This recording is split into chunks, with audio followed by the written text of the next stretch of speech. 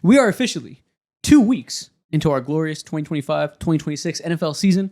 We are here today to preview Week 3, talk about every single game that's going to happen this week, and ask ourselves, what is one thing we want to see from every single NFL team in Week 3? What's one question that we have for this team as we enter the end of the first quarter of the season? What's crazy is there's some teams I don't even care. Yeah, I don't care. It's like Already? The season's already over. No, already over. I'm still at the point where the worst teams in the league, you got to prove to me you really are the worst. I got questions. Maybe we can still bring this thing together. Maybe Tua is able to throw deep to Tyreek Hill. And for that, the reason that we're talking about the worst teams and one name came out of your mouth, that's why I know, yeah, they're done. It's over for them. Yeah, so we'll talk about the teams that you feel like it's already over for, since you're going to go full doomer today, apparently. We'll talk about the teams that are on the rise, teams surprising us. Every single team today, we're going to preview Week 3. Let's do it.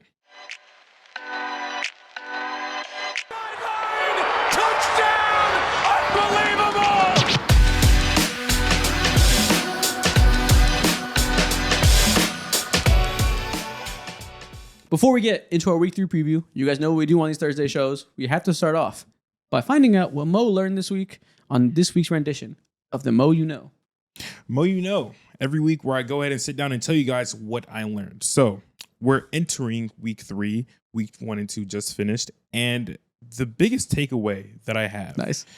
Naturally. Naturally. The biggest takeaway that I have is that after watching all these national broadcasted games and also on the NFL app and all that too, I learned that the coverage when it comes to the pregame stuff, the postgame conversation, and all that is so much better, so much more high quality, and so much more just like in depth compared to what I'm used to watching when it comes to the NBA. Like, it's a lot more serious and substantive conversation that I have, and I always walk away learning something new, whether it be like terminology or like brain thinking when it comes to why coaches run certain plays and all that, angles and all this other shit. I learned so much more compared to the NBA. NBA just feels so surface level, and not to like disrespect, but it feels so like crayon level, like crayon eater like ish. You know? And not even, it's just so negative. It's really like, it's very sensational. Like we talked about before, not to throw any names out there, ESPN has led to the NBA coverage being very, very chasing reactions. Yeah. And NFL isn't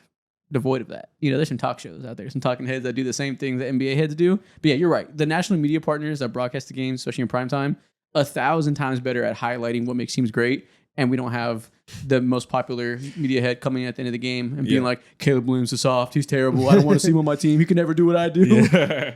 Big difference. I agree. Outside, there is one broadcast that I did watch that was fucking terrible. And it was when they did the, I think it was the Brazil game. It was on YouTube TV. Terrible. Oh my God. Shout out Rich Eisen. He did not know a lot of the Chargers players' names, and it showed. Jesus. Listen, that's week 1. You know what I'm saying? Everybody's just trying to get into a groove. And it was YouTube. Listen, we had Mr. Beast and Destroying on the screen. It was a special thing. We pulled Rich Eisen out of his talk show to come broadcast a game. He doesn't always do that. No, nobody knew what was happening. We'll give him a pass for that one. Yeah. But yeah, by and large, part of the TV product of the NFL is 1,000 times better. Yeah, man. And that just made me feel so broke and poor as an NBA fan. And I feel like I've just like kind of rebirthed myself in this league now. And conversely, we have Adam Silver talking about the NBA is a highlight-driven league. Go ahead and catch the highlights if you missed the game. If you can't afford to bundle all these streaming services, hit up Instagram, stupid. Oh, yeah, man. The NBA is so far behind. He was wilding. Yeah, it was terrible. That was nasty. He was wilding. It's like, I knew what he meant. He later clarified, I meant as a supplement to the TV product. Okay, Adam, all right. Sure you did, buddy. It only maps out to everything you've ever done. It only adds up completely. He's doing a lot of, backtracking. Yeah. Here we are ranting about the NBA on our NFL show. I know. Tomorrow we'll talk about QB discourse on TD3. Yeah. We'll split it up. We'll get into Caleb Williams discourse tomorrow. We want it all. We can have it all. But okay, that's what Mo learned this week in the third week of his NFL fandom in the regular season. We'll continue to document your exploration as an NFL fan as the year goes on, eventually leading to the grand climax where you will pick your favorite NFL team that you will ride to death with. I'm not going to lie. I'm not looking forward to that moment because as a fan, a neutral fan of every single team, meaning I don't give a flying fuck about what happens on the field. All I'm coming away with is takes. But that's the most important thing that I guess like the best advice that I can give you in picking this is that honestly, you cannot make your decision based on on the field product this year. Because like it's fickle. Yeah, like things are gonna go back and forth, and people who are like, "Oh, this team was good whenever I was young," they haven't won in 20, 30 years, right? So you have to go really just based on, do I like the way that this team does business? Do they conduct themselves in an honorable fashion? And that's the only thing they can be. A team can be 1-16 this year for sure, and still be eligible to be chosen by you. Yeah, you absolutely are right. But it's about what's on the inside that matters. You know what I'm saying? Along with that too, it's also important who I'm like aligning with, who's gonna be like my community, what type of fan base, what type of household I'm gonna be raised in as like a new fan. That's very important too. He said, I'm not picking the Eagles. That's what he just said. Not the Eagles, not the Cowboys. That's what I'm hearing from that. Probably not the Patriots. That's funny. Probably not the Packers. Actually, maybe it's Packers. I don't know. We'll see. Listen, I can show you a very heartwarming Eagles video that happened today. I'm good on that. We're loving people. That doesn't. We're also hating people. Okay, let's get into our Week 3 preview, going game by game, talking about each game through the lens of one question we have for this team in Week 3, and we're going to start with the game that involves a team that played on Monday night, so we can get to talk about them on our Monday recap episode. Chargers versus Broncos. We have this game opening up at Chargers 2.5-point favorites. How do we feel about this game? What's one thing you guys want to see from each team? Okay, so for both of them, they kind of have the same question, which is who wants to win the AFC West more? Yeah. Right? Because the Chargers, who at this point, like even without Slater, even with Khalil Mack going down, is everybody, especially like, listen, you want to change the narrative around you, you go win yourself a primetime game. Yep. Yeah. And they right now have done it in back-to-back weeks, right? They had the Friday game. Oh, let's talk about that. I forgot. We had the one day. So my bad to cut you off. No. You're right. Yeah. We haven't really had any like hardline arguments all offseason. Things we disagree on. I don't have a whole lot of bold takes for preseason predictions. The one take that we had a hard disagreement on was Raiders versus Chargers. Because you were up here telling me the Raiders are going to be better, and you said, let's check back in week 2. Ooh. Let's check back in week 2. We're here. Let's check back in. Let's check back in on the ass whooping, on the demolishing performance by the Chargers defense by Geno Smith. 2-0, 1-1. That is, it's too early to call. That 2-0, 1-1 looks drastically Geno different. Smith was looking like me out there making reads against that defense. Jesse Minter had him in a torture chamber. And for all of those reasons, right, everybody is now starting to get on the Chargers bandwagon. So it's like, the Chiefs are down. The Chiefs are 0-2. You have a divisional win over the Chiefs now. Do you want to be great, right? Can you go out and get another win against the Broncos in your division? Bo Nix is looking quarterbacky, right? Like he's like he's playing the quarterback position, right? Whatever. Yeah. So you have that on that side. If you can send the Broncos to 1-2, be 3-0 in your division in weeks 1, 2, and 3, the Chargers are instantly in the driver's seat in the AFC West. And so I think for them, like this is one of the best opportunities that really any team is going to have at like this early on in the season. Yeah, my big question I want to see from them, we'll talk a little bit about Raiders Chargers real quick since we missed out on talking about that game. But the main thing that happened in that game was they couldn't run the ball at all, and they beat them by Herbert completely dicing up the Raiders defense with his arm, just like he did in week 1 against the Chiefs, in which both those things were also true. My biggest question going against the Broncos is, can we see some semblance of a run game from the Chargers? They currently are first in EPA per dropback and 32nd in EPA per rush. I also read that they are, of course, bottom of the league at run success between the tackles. They have no power run game at the middle, which is what you normally see from a Greg Roman offense. So funny. And the Broncos are actually like 28th in defending runs between the tackles because their linebacker core is dog shit. So, immovable object versus, or what's the opposite of that? Unmovable force versus very movable object. That's what we got here between the Chargers running game and the Broncos linebackers. Which side will bend? Will we see Omarion Hampton and Najee Harris get going, or will the Broncos completely shut them down just like the Raiders and the Chiefs did? Yeah. I think my biggest question right now that I have for the Chargers specifically, going back to them, is the Big Q legit? Big Q. Are you really like the guy that it seems like you're looking like throughout these first 2 weeks? Are you gonna be like an actual, I'm not gonna say top receiver, but one of the better receivers in the league? Because to me, coming out like as a new NFL fan, it looks like you were the laughing stock of the fucking NFL. It looked like you were like one of the wide receiver busts over the last 3 years or 4 years or whatever it is. Yeah, he looks legit. His routes are fucking crisp as fuck. He looks great. He's getting open, and the whole thing is he can't catch a contested pass to save his life. It doesn't matter when you're never contested because you are amazing at getting open. The height speed combo and him being able to float through space looks very real, QJ. And we got this pulled up. The Chargers have the highest pass rate over expected of anybody in the league. They are throwing the ball, refusing to run it. Through yesterday's game, or not yesterday, 2 days ago now, on Monday night, they had like 3 rushes in the first half.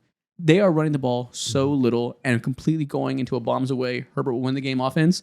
And yeah, QJ being such a good compliment to Ladd and Keenan, and in many ways being the go-to receiver at times, is a big reason why they can do that. This is we disrespected Rich Eisen earlier. He was early on this because Rich Eisen was like, "Oh my God, I can't believe they're throwing! I can't believe they're throwing!" And here we are. The Chargers are throwing their way, and also like I feel like on top of like I don't know. I still have hope for Hampton. Like I'm obviously after 2 games, I'm not going to sit here and call him a bust. But I think it's okay because one, Herbert's doing everything with his arms, but Herbert's scrambling this year. Oh my gosh, the stuff that he's done, the stuff that he's doing with his legs, I'm so like impressed by. And that was one of those areas where it's like if he adds this full time to his package and really takes it up to another level, it's almost impossible to stop what they're doing. And so like now that Herbert is taking a step with his scrambling, Greg Roman has a passing, has an eye for creating a passing game. You look at them and you're like, yo, this is scary, right? Because everything at this point is coming together on top of the defense being one of the best units in the league. And so you look at them and like right now, like I'm saying, like now's the week where everyone's like, is this Chargers thing for real? Like, is that serious? Yeah, I'm glad you mentioned the Hampton thing. There's so much panic on the timeline right now because he doesn't, I'll use the Twitter verbiage, he doesn't move like a first round pick. And in some ways that's been true. He hasn't jumped off the screen whatsoever. And I think we kind of, with running back specifically, we expect day one production because we've seen that in the past. We've seen plenty of running backs be able to translate immediately. Not the case with him, clearly. Clearly, he is getting used to the speed of the NFL. That is a thing. He doesn't look as bursty side to side, ability to make guys miss like he did in college. And I think it's a matter of adjusting to the game, not necessarily he's just like stiff, Latavius Murray allegation type of guy. But also, the Chargers run blocking, terrible, non-existent. It is the worst run blocking in the NFL, I'm pretty sure. Yeah. Even amongst bad teams that have terrible offensive lines, I don't think if you go back and watch all 22, look at the film, you will see a single run blocking unit worse than the Chargers. Yeah. Trey Pipkins, even Joe Alt is not a good run blocker. He's probably he's low-key the best pass blocker in the NFL, like right away now. So there's that, but he's a terrible run blocker. Bozeman and Zion Johnson on the left guard, worst run blocking duo in the NFL. They are garbage on both sides, both assets. But they're bad running the ball, so Hampton is getting hit behind line of scrimmage every time, and he isn't really ready enough to make up for that. And we're just seeing a bad combo there. But inversely, the Chargers pass blocking, man, without Slater, he's not getting pressure at all. Herbert is bottom 10 in pressure rate right now without his all-pro left tackle. That's amazing. This offensive line and the way Greg Roman has utilized play action to kind of like mitigate the pressure against them by putting his offense in a good position to succeed against the rush that has to really play the run and the pass. It's pretty brilliant. Yeah, no, they're hooping. I think like on the other side for Denver, I need to see I need to see Bo Nix do something because in this week you are going to play up against a Jesse Minter defense that had Geno Smith in hell, was able, and obviously like the Chiefs didn't have their receivers, but you hold Kansas City to 21 points at their quote unquote healthiest, even with Mahomes playing super well. Bo Nix hasn't been like some of the training wheels that were on last year. Yeah, still very much on this year. Like whenever you're trying to get him into a rhythm, it very much is like, this is where you need to throw the ball. Can you get it there? Yes.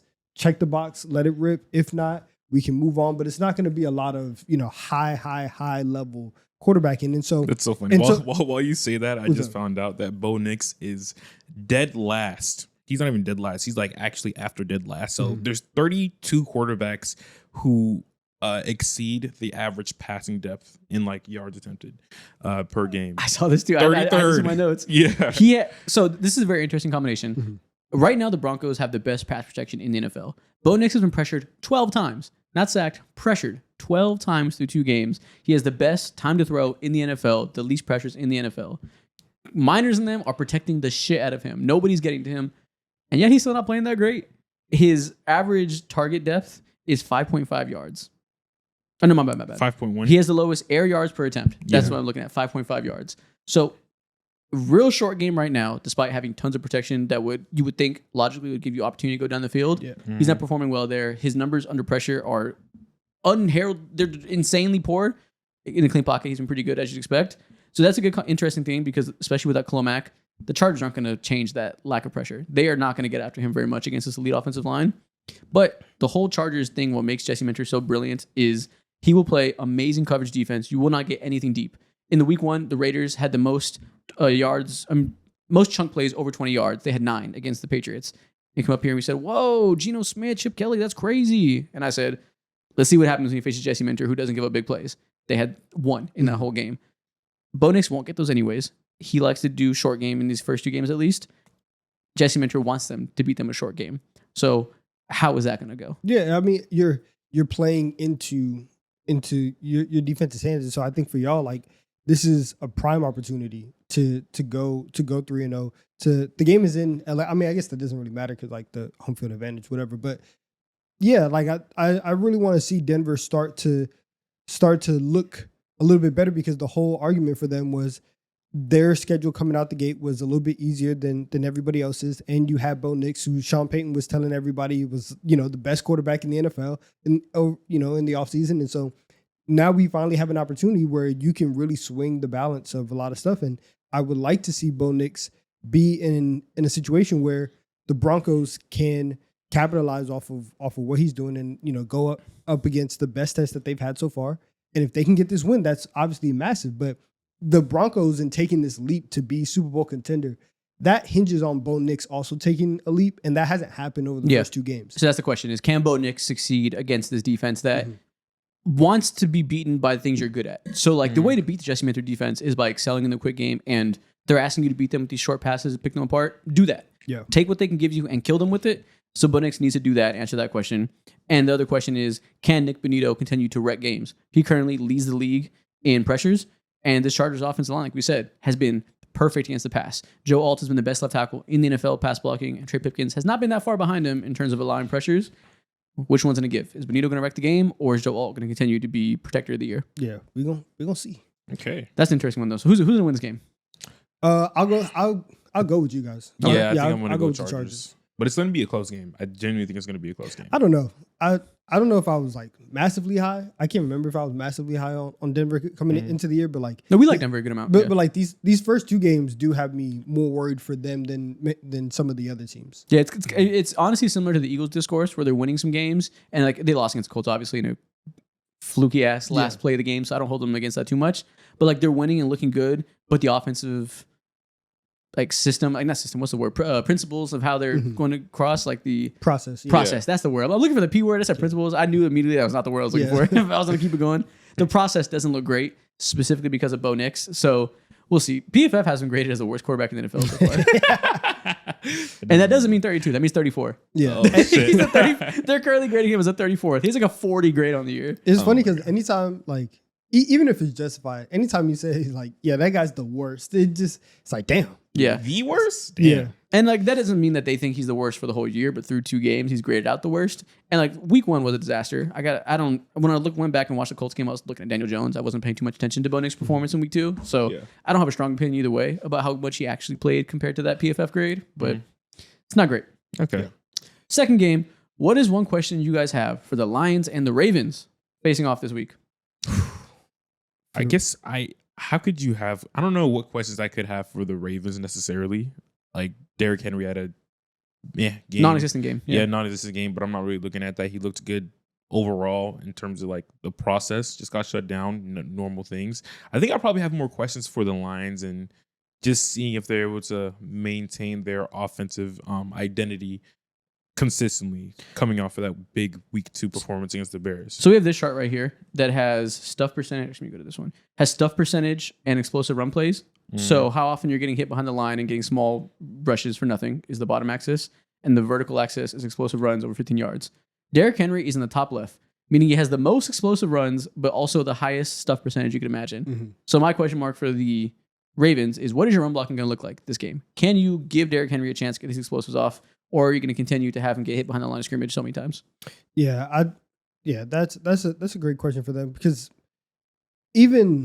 obviously everybody has the things that they do well, and you're okay with the Ravens not having this like all pro wide receiver room just because this is the best rushing duo that the sport has ever seen. Yeah. And so having those two guys and having those two guys be as dominant as they are, it's obviously like the key for them. I also think it's going to be really interesting because like Detroit, they like to play a lot of man. Yeah, a lot of man coverage. They have to stack the box and play a lot of man coverage. Mm-hmm. If you can fry them, if you can fry them in man coverage, or if you can just get like Lamar doing his thing against man coverage, that's like this is a game where you can. I think for me it's more so like how good of a game is Lamar gonna have. I'm not really too worried about Derrick Henry, but like you look at the Lions game, especially the one that they had against the Bills last year, where going in you had the same thing where it's like, okay, we're gonna play man, and like is Josh Allen gonna be able to have success and scramble? And it's like, yeah, like I can do that. Lamar is also the same thing, and so I think for them it's really who's going to be able to dictate who. Like, are you going to have to force Detroit to do something different? You think this is going to be a shootout potentially? I think definitely. I think right now the Lions are 4th in rushing EPA, which they've been an elite run defense, 27th in EPA per dropback. And what we saw last week when the running game wasn't working, Lamar fucking fried the Browns. Yeah. Lamar has gone to that level where he will destroy a team single-handedly whenever the running game isn't going. I think they can certainly do that against this Lions team. I think we're going to get a lot of Zay Flower crosses over the middle against these corners that are going to be playing a lot of man coverage. They're going to scheme that open. Man coverage is very hard to run against a rushing quarterback. So you're either going to see the Lions DC get out of his comfort zone and run a little more zone, or commit a QB spy to Lamar all the time and have kind of like mess up their pass coverage in that way, have one less man rushing and one less man in coverage. I just feel like that's the perfect team for Lamar to continue to fry. And the Ravens have had a bottom 5 rushing defense so far through 2 games. And I think that'll be a big thing is, do we see Gibbs and Montgomery get going? Yeah. Probably. If that gets going, we know what the Lions can do as a passing offense. We saw Amon-Ra dominate last week. This feels to me like a shootout. The line right now is at like 5.5. And I saw that and I was like, I feel like Detroit is getting disrespected in like for that 5.5. Just because, again, very clearly, I think the thing that we learned from week 1 to week 2 is that Green Bay's defense is like that. And you see that against basically every other team in the NFL, Detroit is still going to be able to do a good amount of what they want to do. And then also on top of that, you played the Browns in week 2. So there's that. I still do have a couple questions about Baltimore and their secondary and about what I saw in week 1 against Buffalo. And can you come back against another team that has a good offense, that has a good play action offense with a guy like Jared Goff that can attack the middle of the field? Can you guys hold up against that? And so for me, I'm like, my question would be more about Baltimore's secondary and about their passing defense. And I would like to see some level of not like complete dominance, but some type of like, we can handle this and still be okay. Especially because before the season, when they got Malachi Starks and got Jair Alexander, it was like, oh, can this be the best secondary in the league? Like, I picked them to win the Super Bowl because I believe this could be the best secondary in the league. Like, realistically, nothing's a guarantee. Jair Alexander's kind of washed. Malachi Starks is a rookie, but I was like, I'm pretty sure by the time the end of the season comes, if they're clicking right and they find the best use for all these guys, this will be a truly dominant secondary. That was the whole basis of my opinion of them winning the Super Bowl. This is the test. This is the type of game that your secondary should dominate if that's going to be true. Well, both these teams are bottom 10 in opponent time to throw. Neither pass rush has really gotten going. That feels like it might be a deciding factor of which D-line can hopefully impact this game. For the Ravens, that's a season-long question. Yeah. More so than just like a 1 week type of thing. But so that's kind of where I'm at for those two. Jair Alexander getting benched is fucking crazy. Yeah. Okay, so question mark for the Ravens. Can you assert your will against a very good run defense? Can we get Falele to run blocking well? Can we get that to go back to what we saw in week 1? And the Lions, the question mark is... Can Gibbs and... Yeah, can Jahmyr Gibbs make him fucking pay? So really, it's which team is going to establish a run. I think we feel good about both these teams' passing game. That's why I think it's going to be a shootout. Both teams' run game should be the basis of what they do. And we had one game for each of these teams where the run game didn't go entirely well. Yeah. But okay. Bears versus Cowboys. Where are we going with this game? What is your big question mark for the Chicago Bears in a game that features probably the 2 worst defenses in the league? Once again, it's kind of the same question for both of these teams. Yep. And really, it's a question for us three. Okay. Are we putting our rent money on the over? Right? Like, yes. you know what I'm saying? Like, these defenses are so bad. And so, like, one of them just had 500 yards put on them by Russell Wilson. Damn. The other one just gave up 50 points in a game. Mm. Who is going to dominate? And I feel like at this point, I feel better about the Cowboys coming into this game, just because like you're not gonna have you're not gonna have on the Bears side Jalen Johnson. Edmonds is week to week, right? You have so many other people who have hamstring. Kyler Gordon also week to week with the hamstring. Oh, Jalen Johnson's out for the whole year. Yeah. We didn't talk about that. Yeah. Jalen Johnson's done for the year. Yeah. Like, So you don't have any of those three guys. You do like to play. You play man coverage more than you play zone, and now you have to go up against George Pickens man coverage, CeeDee Lamb man coverage. You're going to get fried. Yeah. Like that's gonna happen. So like I see another scenario where Dallas is putting up 30 to 35 points. So for the Bears, the question is, can your offense finally play good for 4 quarters, and can you match? And I think can you match what Dallas does? I 100% agree. And I think out of like every single defense that Caleb Williams has faced so far, this is like a fantastic almost litmus test to see like how good can you be? Can you do the average basic things to actually give it to this defense? yeah, can you fry the defenses you should fry? Exactly. Everybody should fry this defense. Can you contribute in that collective frying? Can you join the gangbang that is every team that faces the Dallas Cowboys defense this year? Can you get a lick in? Because the licks will be given. I don't know if it's by you or not, but they will be given all year. Extend that time. Get ready to get them off. Basically. Caleb, again, referencing PFF grades, which obviously feel how you feel about them. They give him a 90 so far in clean pockets and like a 47 when he's under pressure. This Dallas Cowboys defense will not put you under pressure. If they do, the offensive line is still an issue because they have no pass rushers. They run a very, very vanilla defense at Eberflus back there. He wants to run this like low-key Jesse Minter type of defense where they run lots of coverages and have their players be disciplined and be able to beat you with coverage, not necessarily pressure. He doesn't want to dial up crazy blitzes like Brian Flores. So I don't anticipate that they will be putting the Bears under siege. Maybe he understands Caleb better than anybody else, having coached it last year, and he knows how to dial up that right exact pressure, so he'll change it up a little bit and blitz him more. That could be the case. I don't think he has the dogs for that to really make that be effective. So the big question mark is, are we going to get a get-right game for Caleb? After he had a better week, too. He built on a lot of good things. He didn't get out of the structure nearly as much and executed the game plan pretty well. He was far from the reason they lost that game. Can we build on you being not the reason, to you being the reason you win this game, to you being the reason that you're in a shootout with Dak Prescott and looking to part? Yeah. And can we get Colson Love and Luther Burden involved finally? For the love of God, please. Man, for my own selfish reasons, please. forget them.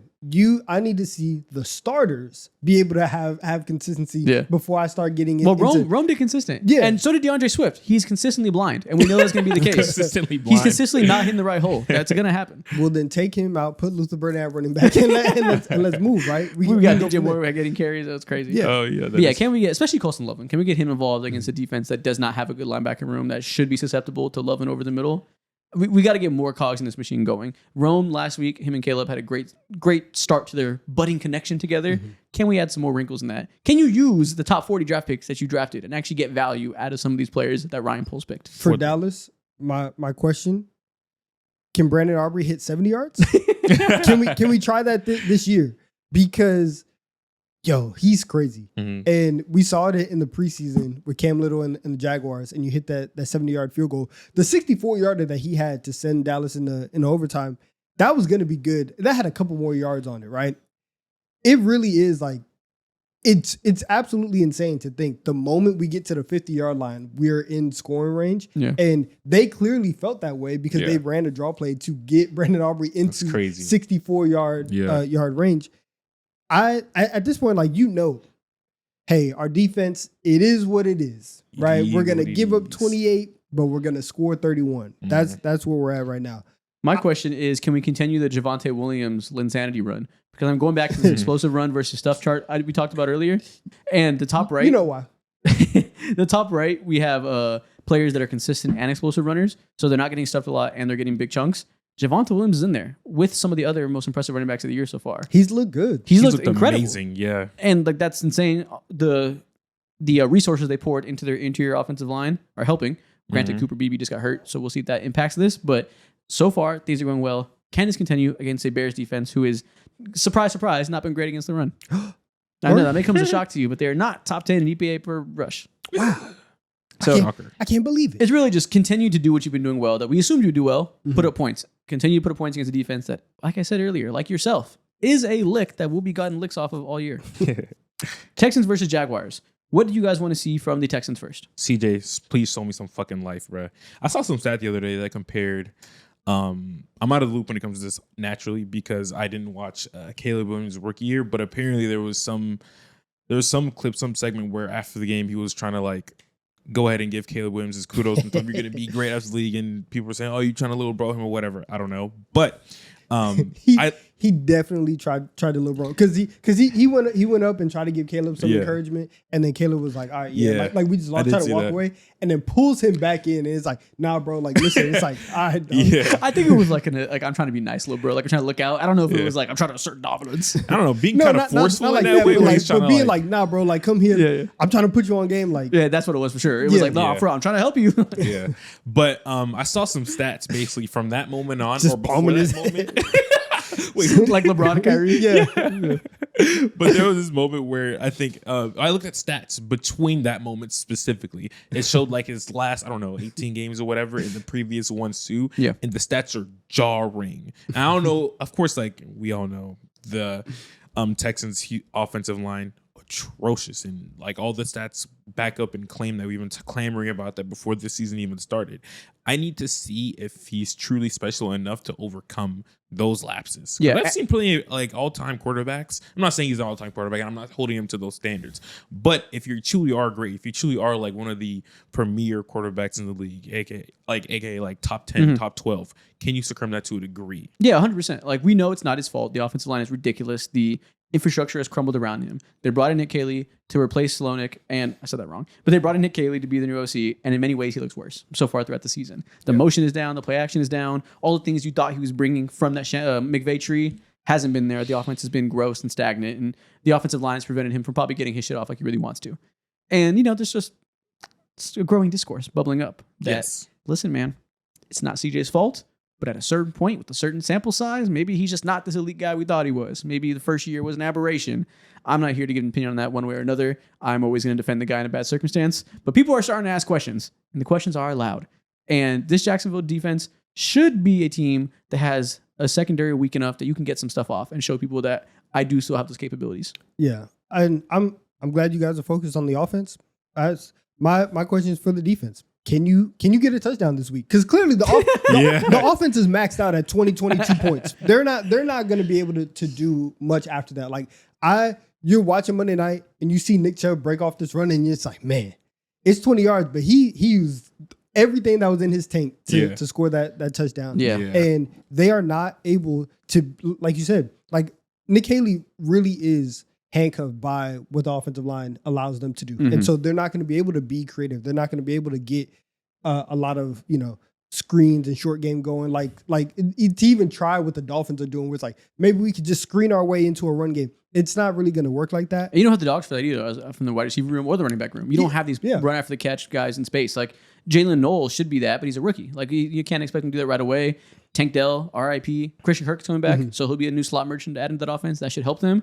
But like Nico isn't that type of guy. He's a vertical X, beat you one-on-one type of guy. Your best weapons aren't the type of guys that can supplement a run game. Yeah, and so and honestly, like for the defense, especially now that Houston is 0-2, if they're gonna get to the place that we thought that they were, which is win the AFC South, they're really going to have to lean on this defense and have like this special unit carry them. So I do think like they're gonna have to score. And last week you play against Baker. There were opportunities for Houston to shut that game down, and they were not able to do it. And I understand it's a very, very high bar, but they had a lot of penalties on defense. They had some missed tackles, like they had sacks that they missed on Baker. Baker broke some tackles running for first downs. Ice the game with his legs. Yeah, like it's a very unfair bar to put on them because they already are one of the best defenses in the NFL. I'm sorry, like, can you be perfect? Because I just don't. Yeah. I just don't think that the offense is good enough to play any type of complementary football. Yeah. So to be more specific about the Texans offense, I'm giving them one specific question for this week specifically. can Christian Kirk come in and alleviate some of the pressure as a slot receiver that can be an easy go-to short underneath guy? Because that's what he's there for. In these two receiver sets opposite Nico, he hopefully will help there because obviously like Higgins and Noah and all them aren't quite ready as rookies. Will Anderson Jr., can you put your defense in position to score? It's on you. Yeah, I know. On the other side, the Jags. Y'all good? I don't feel too bad about them, honestly. Their offense specifically, I think going back and watch those games, the way this part is obvious. Just look at Travis Etienne's rushing yards. Look at Baishal Tutton's rushing yards. Liam Cohen's running game is brilliant. What we saw him unlocking Bucky Irving last year, we said maybe that can transfer over and he can get the most out of these running backs and he could really be the basis of their offense. All of that is exactly as expected. The running angles he's able to draw up as a coach on the perimeter is amazing. There was one run, I don't know if we talked about it on Monday's episode. He called a pitch play to his running back on the left side. And on that play, instead of pulling behind the line, the right guard, he ran in front of the line and sprinted around to the left sideline to get ahead of where the running back should be on the pitch and got there on time to block the cornerback. That fucking blocking angle to generate your right guard down blocking on a cornerback on a pitch to the left is insane. Liam Cohen is a madman. It feels like watching running plays that have not been ran before. It's like those sentences that have never been said before. That's how I feel watching Liam Cohen drop blocking angles. So that matchup of brilliant blocking team or brilliant blocking coach at least versus insane give up nothing easy running defense that the Texans have, that'll be a big deciding factor for me. Yeah, I like that. Last week for BTJ, hell yeah. Can you get out of the mental straitjacket? Because if there's one team that is just waiting to put you on your back to hit you hard, it's the Houston Texans. Have you seen how thick Derek Stingley is for a cornerback? Dude, that man has quads. I think from a visually aesthetic, the Texans are my favorite defense. They hit so hard. They are so physical. They take any opportunity to throw their entire body to make a tackle at you. If Brian Thomas Jr. is worried about, going across the middle against the Cincinnati Bengals, I got some bad news for you. I got some, because these dudes will try and kill you. Stingley and Lassiter are both incredibly physical corners, and they're great because of that. Exactly. Brian Thomas Jr.'s just whole issue this season has purely been dealing with physicality. I mean, maybe not say purely. There's probably other stuff involved too, not to absolve him and Trevor Lawrence of blame in other areas. But the dealing with contact has been a major thing people were talking about for a reason. Hopefully, he's seen the people talking about him and his own mental issues or whatever the fuck it is and taking that to heart because this team will need you to look 100% like you did last year. Yeah. It's like going back to what you said, how are you going to react when you have a middle of the field type of pass thrown towards your way? How are you going to react again when these like DBs are fucking going down your goddamn throat? How are you going to react also? Just in general when it comes to how hard he's running these routes and whether or not like I was watching a press conference just like earlier today and Liam Cohen did say that he does have injury, but he said it was a wrist injury. So I'm not even sure how hard or how much this correlates to like his overall on the field play because I can understand how like that could genuinely affect him. It feels like there's something else, another layer that just hasn't been spoken upon yet. Yeah, we'll see how that goes. The Jacksonville defense, I'm interested to see what happens against this team that has a bad offensive line because right now the Jacksonville defense gives up the third best time to throw to quarterbacks. So quarterbacks are making decisions fast. But they're also 18th in pressure rate. So it's not because they're getting after him fast. It's because these DBs are terrible and they're picking on them instantly and knowing immediately who to target every single time. So that'll be an interesting dynamic between the team that can't block anybody and you're a team that can't get after him quite as much, even though you have two great edge rushers because your DBs can't hold up there and they get attacked real fast. So it's either going to be a get right game for CJ or if it's not, we're going to be in panic mode. It's going to be real interesting because Jacksonville should have won that game against the Bengals. Like, you have the ball in Cincinnati territory. Jake Browning throws 3 interceptions and you lose. Like that's insane. So this is another spot for them where if you're trying to trying to have a get right game, this feels like this feels like the worst type of get back game though because they're by far the Texans by far the best team that they're going to face. I'm saying that purely off of the Texans O-line is awful. The defense should be better. But Trevor Lawrence, get ready to be in hell. Last week really wasn't your fault. You caught the blame because you made a couple of bad decisions, a couple of turnovers that weren't great. Overall, for most of the game, I think you played solid. There's some bad drops, which there's a growing discourse of every player that plays Trevor Lawrence has a worse drop percentage they did before they played with him. And it doesn't feel like it's nothing. Something about him makes it so his passes are hard to catch. That seems like it's a real thing. But overall, I don't think last game was his fault. I think it'll be very difficult for it not to be your fault this week against this tenacious defense. I think it probably will be Trevor Lawrence's fault when the offense gets stuttered. Rams versus Eagles. What is your question mark for the Eagles, Donovan? I mean, obviously, like, what's this passing game gonna look like? Yeah, as it's obviously been the biggest topic over the first 2 weeks. Are we gonna get one of those moments where, like last year, we had this exact conversation? They go and play Pittsburgh. Jalen Hurts throws for basically 300 yards and comes out in. Honestly, the iciest chain I've ever seen from an athlete, right? And mind you, that was also a talking point afterwards. But comes out and was like, "So is that what you guys wanted to see?" Low key, yeah. Like we want to be able to see that. And so from the Eagle side, can you do that? Or even if the passing game is not there, can we get some explosives on the ground? Because I'm okay if the passing game is not what it was like it was last season, because you knew that you were you were flipping the way that you are thinking about the game. You are trying to be explosive on the ground and then take your shots through the air. The passing game obviously is the biggest question offensively for them. Yeah. So that's the first thing. You have a lot at stake here. I mentioned earlier that we didn't have a lot of hardline takes in the preseason. Your hardline take in the preseason was that the Rams suck, that you hate the Rams. For lack of a better word, I'm kidding. But like you were lower than Rams in consensus. And you know exactly why. And then it was before the Matthew Stafford back injury stuff too. You were also just like, low key, the Rams are gassed. If the Rams win this game, you're in for it, buddy. Yeah, I honestly, no, I'm not. Yeah, I honestly feel like this game is probably set up towards the Eagles winning. Like I feel like the Rams just fall into all the Eagles' strengths, especially like on the defensive end too. I just can imagine them doing the same thing, and there's going to be like a nice muddy win because of the Eagles' interesting secondary. That it's going to be super interesting seeing them face off against Puka and also Devontae Adams as Low well. key. It's going to be upset watch. I'm not going to lie. I think I might pick the Rams this game. I haven't looked at what the line is. I imagine Eagles are favored by 3.5.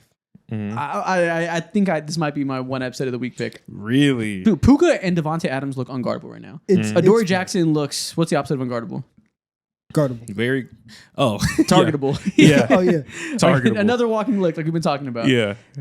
I cannot exaggerate how, before the season started, I was talking about it all offseason, that Puka and Devontae Adams, I think Devontae Adams has still got it for at least one more year. I was saying all summer, I think this duo will be unstoppable with Matthew Stafford. They have looked better than even I expected.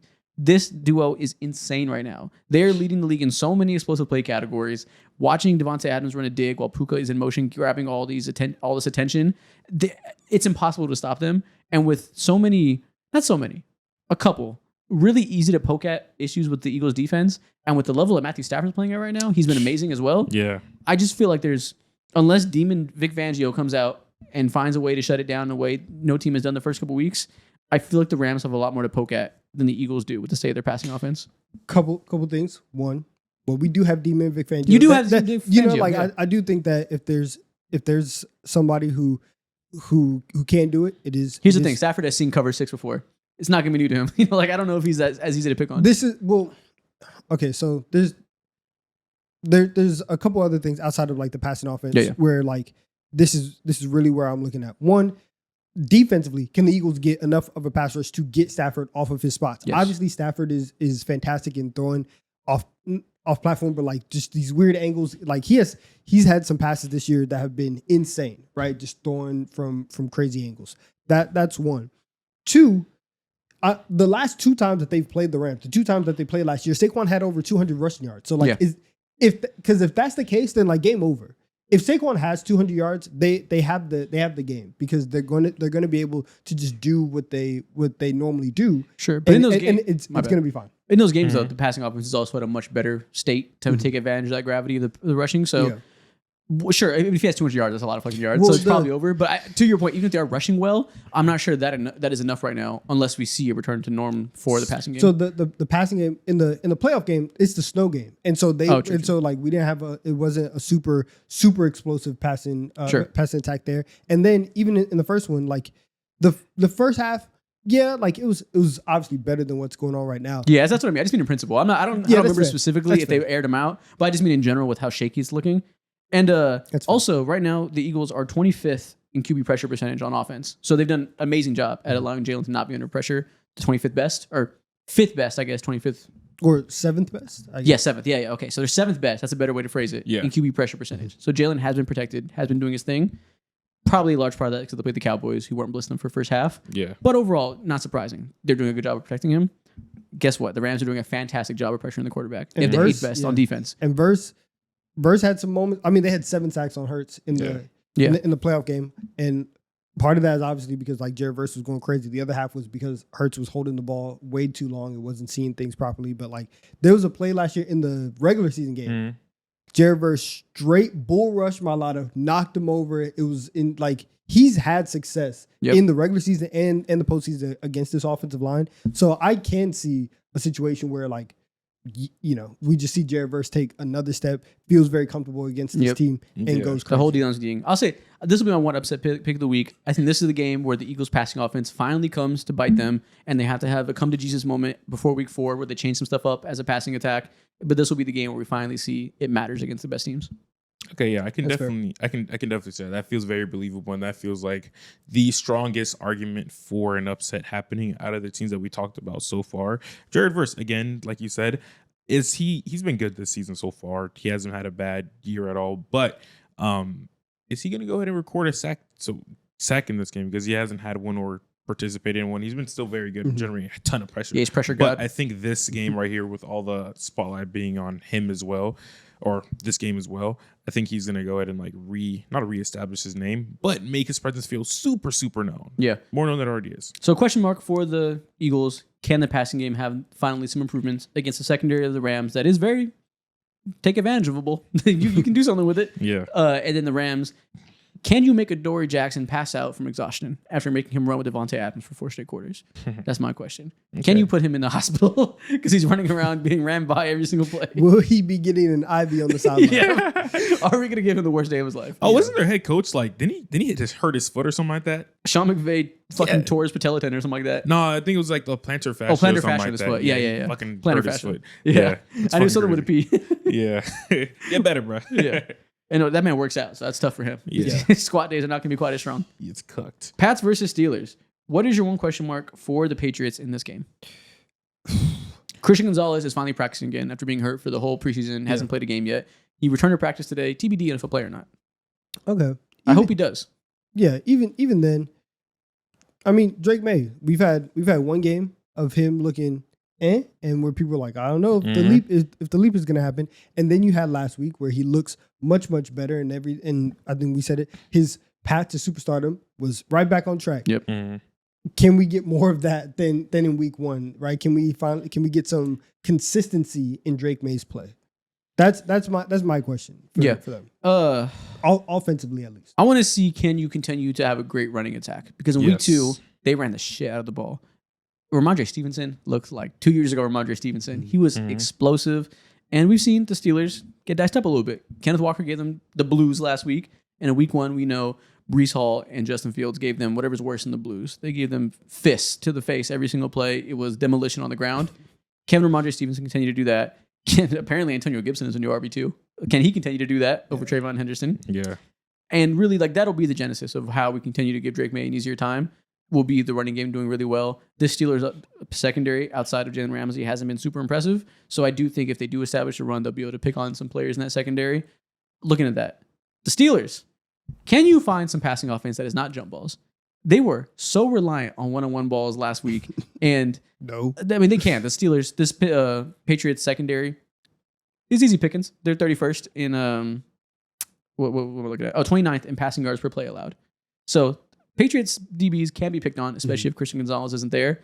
If Christian Gonzalez is there, I don't think you're throwing DK Metcalf jump balls over him.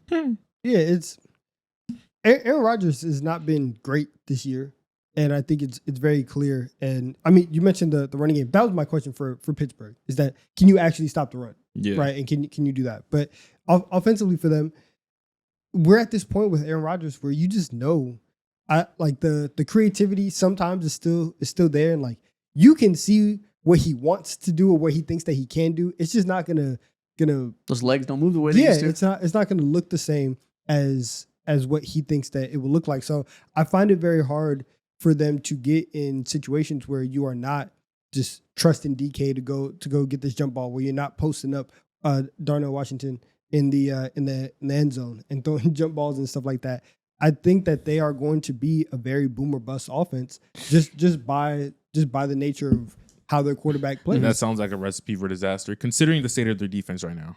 Yeah, and last week Jalen Warren had a crazy game. He had a 65-yard reception in which he juked everybody out their shoes and took it really, really far. And I think we saw last week Devon Achane gave these linebackers a little bit of trouble. I have visions of Robert Spillane trying to chase after Devon Achane. It did not go well for him.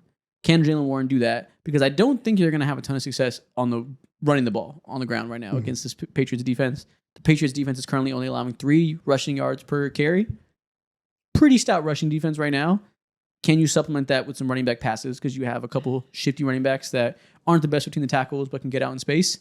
You're going to need that. Otherwise, if Chris Gonzalez is here and takes away DK as a one-on-one, I can beat you target, you're not moving the ball well on the field, you're not going to create with Aaron Rodgers' legs, we're going to need to see some passing attack out of the running back room. Yeah. I'll say my pick. I find so little to find exciting with the Steelers offense. No, because it's not exciting. It's the opposite of exciting. It's not even like always bad, but it's always unexciting. Yeah. Just stale. Yeah, it's just like old quarterback, unathletic running backs who can get the job done, but they're not athletic. Wide receiver room that is just weirdly constructed and kind of unathletic outside of DK. Yes. Darnell Washington is a Giants who can do jump balls and block the shit out of people. Not explosive tight end. Pat Fairmouth, unexciting. Just lots of guys that are good, but not exciting. They will do the expected. Yeah. I don't know who's going to win this game.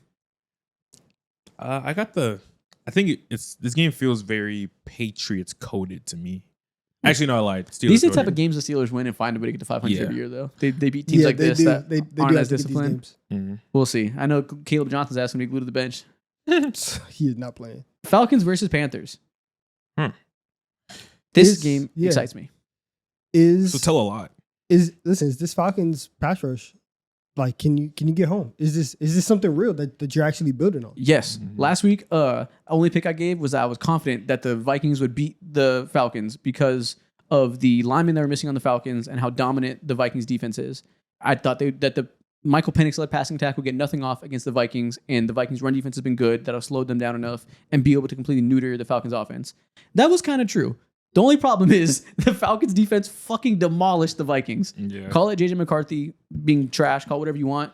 I think this Falcons defense, one thing I learned, this Falcons defense is legit. With Raheem Morris and how smart he's calling these stunts, and how James Pierce Jr. has seemingly, along with some other guys in that line, not to say it's just him, kind of fixed this lack of pressure from the D-line. Yeah. This Falcons team is a very good defense. So everything I said for week 2 was completely wrong because I did not think they were a very good defense. That's what I'm looking forward to, especially with both guards on Panthers going to IR. They should kill Bryce. Oh, yeah. Young. Didn't one of them like tear his bicep or something like that? Yes, one tear his bicep and one, I don't think he tore or something with his MCL. I don't remember the severity of it, but they're both on IR now, missing at least 4 games, probably more because they're pretty severe injuries. This Falcons D-line should obliterate the Panthers offensive line. They have a good secondary now with Bowman coming out, with Xavier Watts looking good. We know what Bates can do.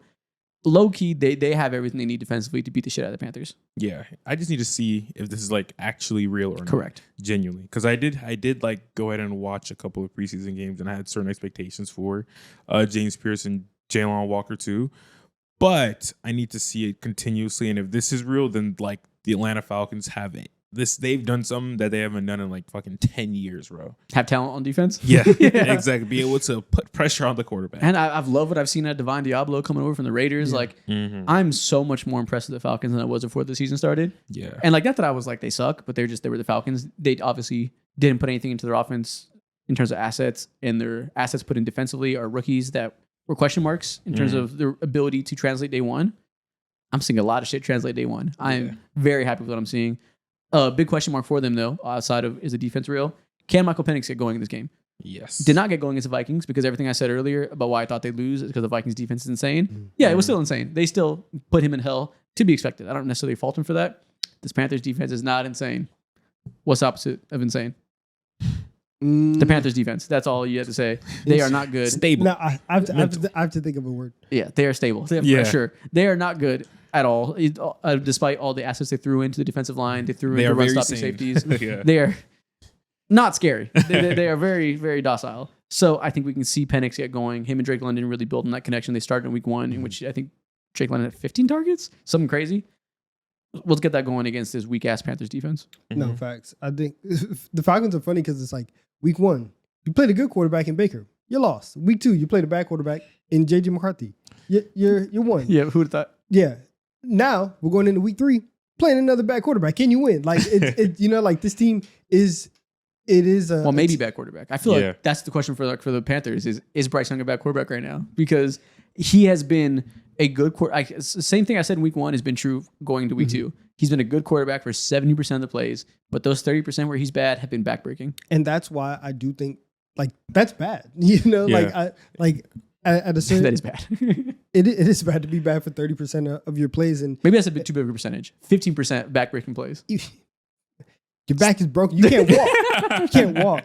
And even the comeback, like the last drive had a million penalties. They had a wild onside kick that like nobody ever recovers onside kicks anymore. A lot of stuff did have to go their way. I do want to give them credit for like, you know, for coming back and making that a game, but there are multiple times where you can look up in a game, especially this season, and the Panthers are down 17 to 20 points. Yeah. And so for Atlanta, like I think Bijan had like tearing them up. Yeah, he had 168 yards. Eaten. And guess who has the 25th best rush defense in the league right now? Panthers. He should go for 300. Like you know, like it's very much set up for them to have the game script, for them to have the dogs on the actual field to set up Bijan to have a great game. So yes, I do think that Bryce. It's so weird because I do think that like I fell victim to we graded Bryce on a curve for the last 3 games of last year. And so we brought that over, and now that we're back to baseline level, and we need you to start doing regular things again. Yeah, it's just not there. And I think like I will say the turnover worthy plays and those 15%. Yeah. That's the stuff where like you just can't have that happen. Mm-hmm. Definitely, but I also think because you got burned so hard, you're overreacting a little bit and acting like Bryce looks like the worst quarterback in the league. He doesn't. Like no, we can write it off the second half last week for like a fake comeback. It was garbage time for a whole 3 quarters. Whatever. You have to do that when you're bad. Like that stuff matters. Sure. Like he's a big reason. He's the reason they got down in that game. He did play really good in the second half. Like again, it doesn't matter whenever you lose the game in the first quarter because you give up 2 straight turnovers that immediately put you in a hole against a team that will run the ball and stay ahead of the game. But there has been plenty of good to point to that it's not totally unsurprising that he has these downsides, and hopefully we can move past them. Like he'll always, even if he is Bryce we saw from the last 9 games, he will always be a turnover prone player. Like he'll always have the downside with the good. Yeah. Which I think is a turnover prone player that is theoretically really smart, but once they get out onto the field, that doesn't really process. That just makes you sub 6 foot Jameis Winston, and that's not. No, it's not like that. And that's not. Is that that's volatile? No, it's not like that. That's not the way I'd phrase it. That's not a great place to be in terms of being like the turnover machine. But you do have like the issue is he Tua is the really question. Like, is he just like even smaller Tua in that like he'll make these like smart reads and keep the ball moving? We got a backup, and then probably like one of the worst starting. Like that's. But I think like that's the. Jameis is hard because I just don't want to use the Jameis thing because like I know what you mean, but people will hear that and they'll comment, "How dare you compare Bryce to Jameis? They're nothing alike." I know what you mean, but people will say that because Bryce's whole thing is that like on those other plays that aren't a disaster because he's physically overmatched and making panic decisions, he's very smart, keeps the ball moving, continues to play in a very disciplined way. So that's not like Jameis at all. But Tua also does that for 80% of the plays, and then also has fucking disasters when it matters and pressure comes in. So. It is not a good archetype to be. I'll say that. Yeah. And so that's why like for this game, it really is like it's a game by game thing of the Bryce Young evaluation and where are we on top of Bryce Young too. A subsidiary of that is like what are you gonna get from Xavier Legette? Because last week nothing. He put up like -2 yards on like 8 targets or something like that, and I don't know 7 receptions or something like that. I talk a lot about not giving up on young players and giving grace to players that are in bad situations and like letting players grow and not overreacting. You're 3 weeks into your first season covering the NFL. Xavier Legette sucks. I think anybody can come back from it. I think we can say that he is who he is, and it's a problem that they have to rely so heavily on him. He can be I'm sure he can have a career with a smaller role and be a player that can do some jump ball stuff, can do some things. As your go-to number 2 receiver, I'm not at the point where I'm asking questions anymore about can that be good enough for Bryce. I'm at the point where I'm saying, can they make a trade so that doesn't have to be the reality here? Jesus Christ. Because I'm scared of what's going to happen for a whole season of him being a major part of this offense. I'm praying Jalen Coker comes back and can be a full-time starter right away. Because I'm so sick of watching Xavier Legette get this many minutes. He said, or this many snaps. He said, go worry about your horses and music videos. Go worry about that. Like in football, you can never be too concrete about things. There's so many contextual things go into things not being all on one guy and stuff. We thought QJ sucked. Yeah. So now he doesn't. you really do never know. I'm not 100% But also writing him QJ's off. playing with Justin Herbert and Legette's playing with, Yeah. with It's like Bryce. So nothing is ever solidified as fact in football. This is damn near that. I feel very solidified in my opinion of Xavier Legette, yeah. and I don't like it. I hope not. I hope not. Yeah, I hope he turns it around. It's always possible. Great litmus test. So this game's going to tell us so much about who Bryce Young is, and also vice versa too. Like, less questions about Michael Penix. I know that offense is going to like fucking hit the duo between Algier and Bijan Robinson. They're gonna probably fucking kill. More so, I'm just have more questions about this defense. I would say there's not no questions about Penix. I think he has only played 5 games, so like, Yeah. we do eventually need to see him For get sure. going. I think we have all the signs that he will get it going. I'm not really worried. Yeah, I'd like to see it sometime soon. yeah, for sure. I'd like to see them air somebody up. I agree. 49ers versus Cardinals. Apparently Brock Purdy has a chance of playing this week. It's not a guarantee yet, but he is practicing, so maybe he'll be back this week. But I'm expecting he'll get at least one more week of Mac Jones versus the Cardinals and Kyler Murray. Okay. All right. So for San Francisco, listen, the Mac Jones thing, kind of nice. Second half was good. Yeah, it's kind of nice. First half he was missing a lot, and I didn't think it looked great. But second half they figured it out, got going, good enough to win games for sure. He had the confidence that I saw from Mac Jones in the first half. I was like, you know what, this is kind of like, he was obviously, for a lot of people, you're like, don't throw into tight windows, especially for Mac Jones. But clearly you saw something to where he felt good enough to make middle of the field throws into tight windows and at least take those chances. And so I left that and I was like, okay, we can do something with Mac Jones if he's not going to see ghosts everywhere, if he's not going to directly throw the ball to the other team and he's actually seeing things. So if I'm the Niners, I feel okay if Purdy's not going to be able to go and we can go into this game against the Cardinals, even with Mac Jones. Arizona had 3 cornerbacks get hurt last week, right? Like, let's see where we can find advantages at in this game for the offense. So I'm cool on San Francisco.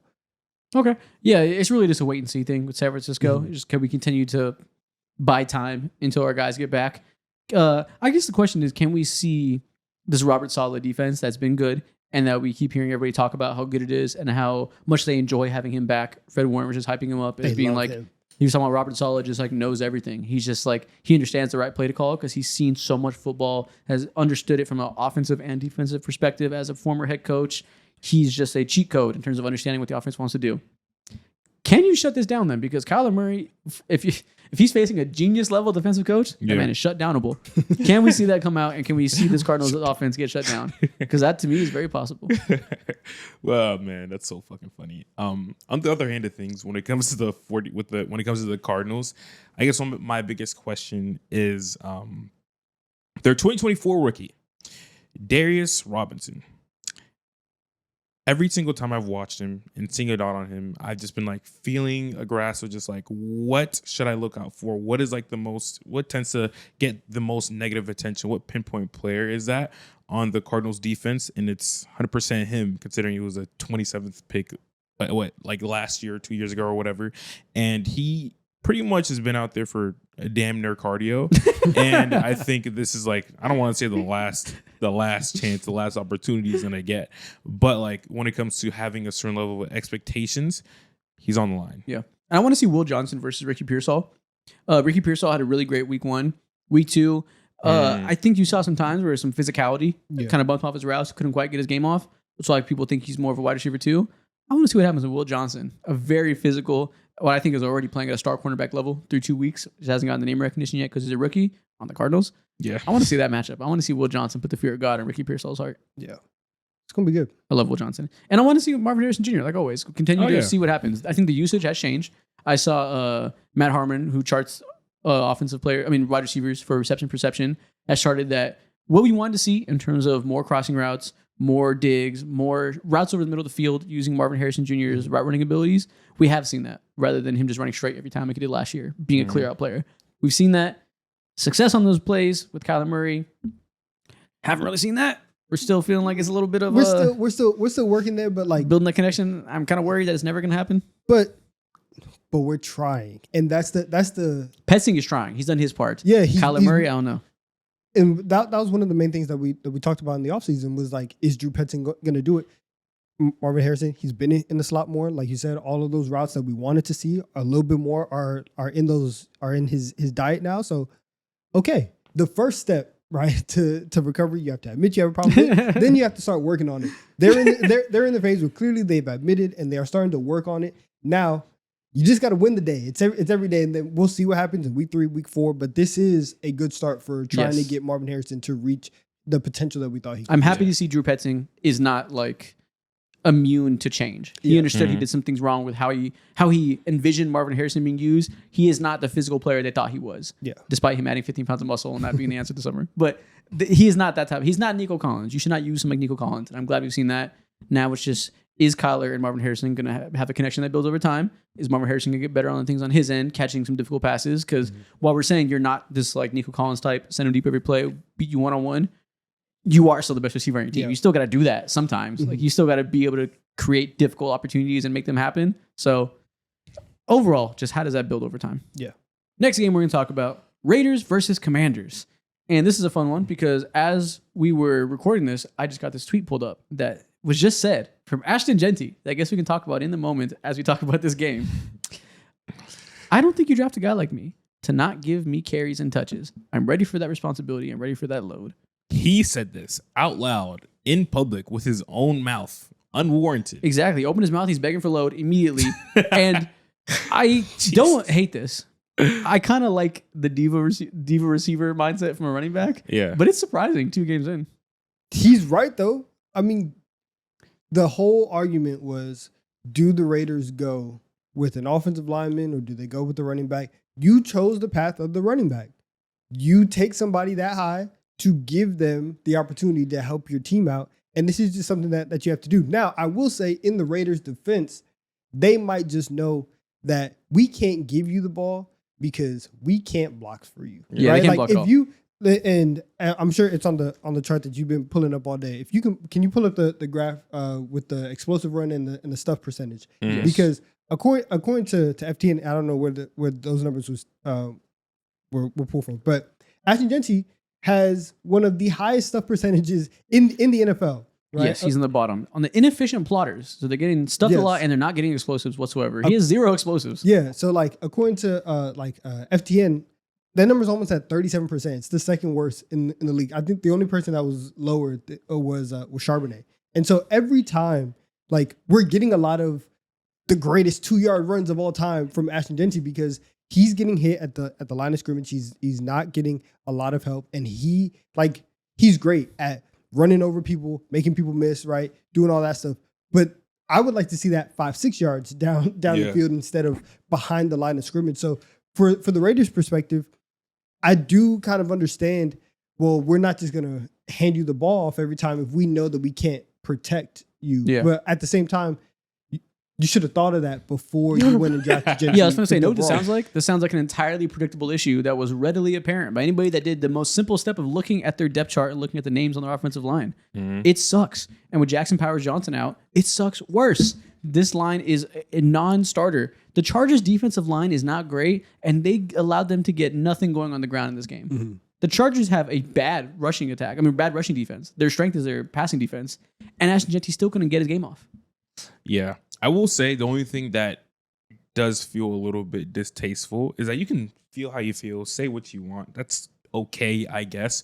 But there is aspects of it. You're right. Like he's been maximizing things to his best ability, and it's shown like the craziest highlight plays that like speak to what he could be in the future. Well, he will be. We know what he will be. It's just about the situation around him. But I think the things that he can control, which is like, okay, like the things that he can control, the pass blocking that he's been able to provide, fucking putrid. I remember, like, Yeah. I think it was the very first game, he just missed so many blocks while also like not giving clear cut effort to go ahead and like help out Geno Smith who's like scrambling. He's like showing fake effort, just taking a couple steps, running towards him, and just being like, oh well, damn. You know, you can clearly see like he's kind of checked out mentally. Yeah. Yeah, this team, everything that I thought about them showed itself in week 2 on why. Yeah. This is like this is the only team I think that I hated on in the preseason in terms of like my opinion versus consensus. Like there's teams I was out on and I was some right, some wrong. Clearly wrong about the Colts, clearly right about some teams like the Patriots or whatever that I was a little bit lower on. This is the team that I was like, oh, I'm drastically lower than consensus on them. Like I think this team is not good yet. Like they have a lot of holes to do. And that showed itself in week 2. They don't have the offensive line to protect Geno. They don't have the offensive line to allow Genty to thrive as a top 5 pick and return value on that. Their defense, secondary, is Swiss cheese. I think they have Max Crosby, who's an incredible player against the run and the pass. But outside of that, they're just missing so much defensive talent to make up for all the deficiencies on the line that I don't know. Like the question mark for this game against the Commanders is like, can we get back to Geno being able to air people out? Like, can they give him a chance? But this is one of those weeks where, and I want to go back. I want to listen to the entire thing because low key, the only thing that I'm thinking about is like in bad taste. Right now, he's top 15 in the league in terms of touches per game. He just had 21 touches in week 2. He had like 19 carries, and so did he really? Yeah, Like he didn't have a lot of carries in week 1, but like it was fine. They were winning, and it just also wasn't the best game. But we're in week 2. You just got basically 20 carries. You're going to be all right, and like I do think that this team is invested in making him a focal point of the offense between him, Bowers, and Geno. And then now that Bowers has this knee thing that's going on, you would think that they would lean on Genty. So I think in this game, because we got to see like what is Jaden Daniels' status going to be for this game? And that's the question for the Commanders: is if Marcus Mariota is in is there, he can they win? playing? Yeah. Yeah. How is he going to execute this offense, especially with Austin Eckler done for the season? Yeah. He's done. It's going to be Bill Krosky Merritt, Chris Rodriguez, and McNichols. What's his first name again? Someone with a J. No. Okay. Jeremy? Why can't I remember McNichols' first name? Anyways, those are the 3 backs now. You have a new running back room with Bill going to be the lead guy now, clearly. Well, let me not say that. Their running back distribution has been a mystery all season. Presumably, Bill will Jeremy be the lead McNichols. guy. Yeah. Jeremy, okay. Yeah. Presumably Bill will be the lead. And if Marcus Mariota plays, how do they handle? Do they run the same exact offense with him in there, or do they make a change to be more pass heavy? Like, what's that going to look like against a defense that is exploitable?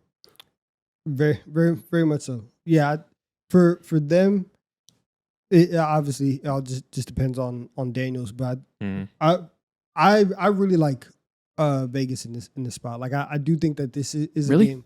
I do because I mean they had even Washington last week. Like they had a lot of injuries. Yeah. Even True. Who did they play last week? Green Bay. Remember Thursday game? And so I know. So it's like they played Green Bay. Yeah. Well, no, I'm not even. I'm not even looking at it as a perspective like, oh, you played bad last week. I think that you're a bad team. I think it really is just you had a lot of injuries. You lost some depth. This is a team whose defense, regardless of who they just played, we had questions about them going into the year. And so now that that's being tested, Geno's also coming off of one of the worst games of his career. Like I don't think he's going to throw 3 interceptions every single game. So there is this like bounce back element to Geno. I think the Raiders are in a pretty decent spot where, especially if I agree. And this is the key. It obviously, if Daniels doesn't play, then like Vegas, you should be like looking at them. But even if he does play, I was still thinking about it as something where Vegas could still be competitive. Yeah, I guess just because the Commanders' defensive line isn't like game breaking and their secondary isn't particularly special in the same way that the Chargers was to be able to shut down Geno. I guess I'm assuming if Jaden Daniels plays, I'm going to pick the Commanders. I think. I think they're substantially better. But anytime you play with a backup quarterback, it's pretty hard to win a game against a team that's whole. So we'll see. But I do still think even if Mariota's there and is fine and they get the ball on the perimeter, they continue to feed Deebo Samuel on the perimeter, which has gone really well, getting him the ball in short areas. If Bill can dice up this bad Raiders run D, I do still think the Commanders can win this game. But yeah, the question will be what happens to the quarterback spot. Is it a limited Jaden Daniels that runs the ball less, or is it a backup quarterback that you got to adjust the game plan a little bit for? Yeah. Next game, Chiefs versus Giants. What is your question mark for the Chiefs versus a New York team that apparently has one of the best quarterbacks in the league per last week? I think for the Chiefs, you I'm have just to looking at the find numbers. Numbers never lie. for the Chiefs. I think you have to find a way. Sounds crazy. Have to find a way to be able to see your running back 1, see your running back 2, and combine them motherfuckers into one. Smash their heads into one because they're like good on. They're good, but at like very different things. I'm not gonna lie. If you combine the best elements of Kareem Hunt and the best elements of Isaiah Pacheco, I don't know if that's a top 30 running back in the league still. Pacheco has solid bursts. No, he doesn't. Zero vision. No, he doesn't. He got decent bursts. What does decent mean? Top 30 bursts? I don't know. Maybe like top 26. The 27th best burst in the NFL. 27. Kareem Hunt, you are old and wise. That's his best. But he got vision. He knows where Yeah. to go. He can find the lanes. Okay, you know what? Sure. If Pacheco decent. had Kareem's vision, he'd be a decent back. Yeah, that's Okay, decent. okay, never mind. Find a way to Never mind. like smush them into one. I take it back. I take back my top 30 comment. That will be the 18th best back in the league. Exactly. Maybe. Actually, that's generous. Yeah, I was gonna say 18's a lot. 22nd best running back in the league. There we go. We can do that. That's even a little bit too high Low for key, me. you know what that is? That's Najee Harris. Fuck, man. Najee Harris is decent vision and decent burst at best. Okay. I guess. All right. So for the Chiefs, obviously, can you just win a game at this point? Can you win can you beat a bad team? Because if they lose this game, Oh, this is bad. this is bad. This would be rock bottom of the Mahomes era, whatever. Yeah. It also doesn't take a lot to get to rock bottom because you've just been so high, so Yeah. whatever. Yeah. But you have to figure out a way. I don't even care if you score 26 points or 30 points, whatever. We will worry about that down the line. But you have Travis Kelce that had a bad game. You had some deep shots that you left on the field last week. What is your offense going to be able to do? Are you going to be able to also not have Mahomes be your leading rusher? I saw today. Yeah. Mahomes is the 13th leading rusher in the NFL. That's crazy. crazy, dude. Holy shit. 13 for Mahomes. That's Yeah. not supposed to happen until we get to January, until we get to playoff time. Yeah. The fact that it's happening right now shows you that you have no run game to go along with any semblance of a passing offense. You have no deep ball. Your intermediate guy, Travis Kelce, he's washed at this point. Like, he's not the same that he was last year, 2 years ago. So you have to figure out a way to find answers. And I think for them, this is step one. Like, this is week one all over again. We are building our foundation. We are rebuilding our base, and we're going to figure out what kind of a team we can be over the next 15 weeks at this point. Yeah. And my question mark for the Giants is, can you continue to revitalize Russell Wilson and air that bitch out? Can Wando Robinson continue to get 150 yards a game? Can we continue to be the most shocking passing attack in the NFL? Yeah. I agree. I 100% agree. Can you continue Malik Neighbors to put Yes. up gaudy fucking numbers? Can 38 you fantasy prove? points a game. Yes, goddamn. I need you more than ever, brother. Please, 'cause my team is ass, bro. He's playing me this week. My I scored team- 170 last week. Jesus Christ, bro. And I think I scored like 116. You might have scored 113, 70. and that was like my highest scoring game so far. You for might have these scored- you might 2 score weeks or 70 this whatever. week. Yeah, I need you to be a god. I need you to also prove that you can probably be a top 3-4 receiver in this league. Prove it this year. Yeah, because this Chiefs secondary is a little bit depleted. You know, after losing Justin Reed, losing Snead a couple years ago, they've slowly seen the talent get depleted. That was once a strength for this defense when it was carrying the offense to 2023 Super Bowl, when it was low key the best stronger unit on the team. We're not really there anymore. This edge rushing edge rushing unit also isn't great. The Giants' offensive line is the opposite of great. So, what's going to give there?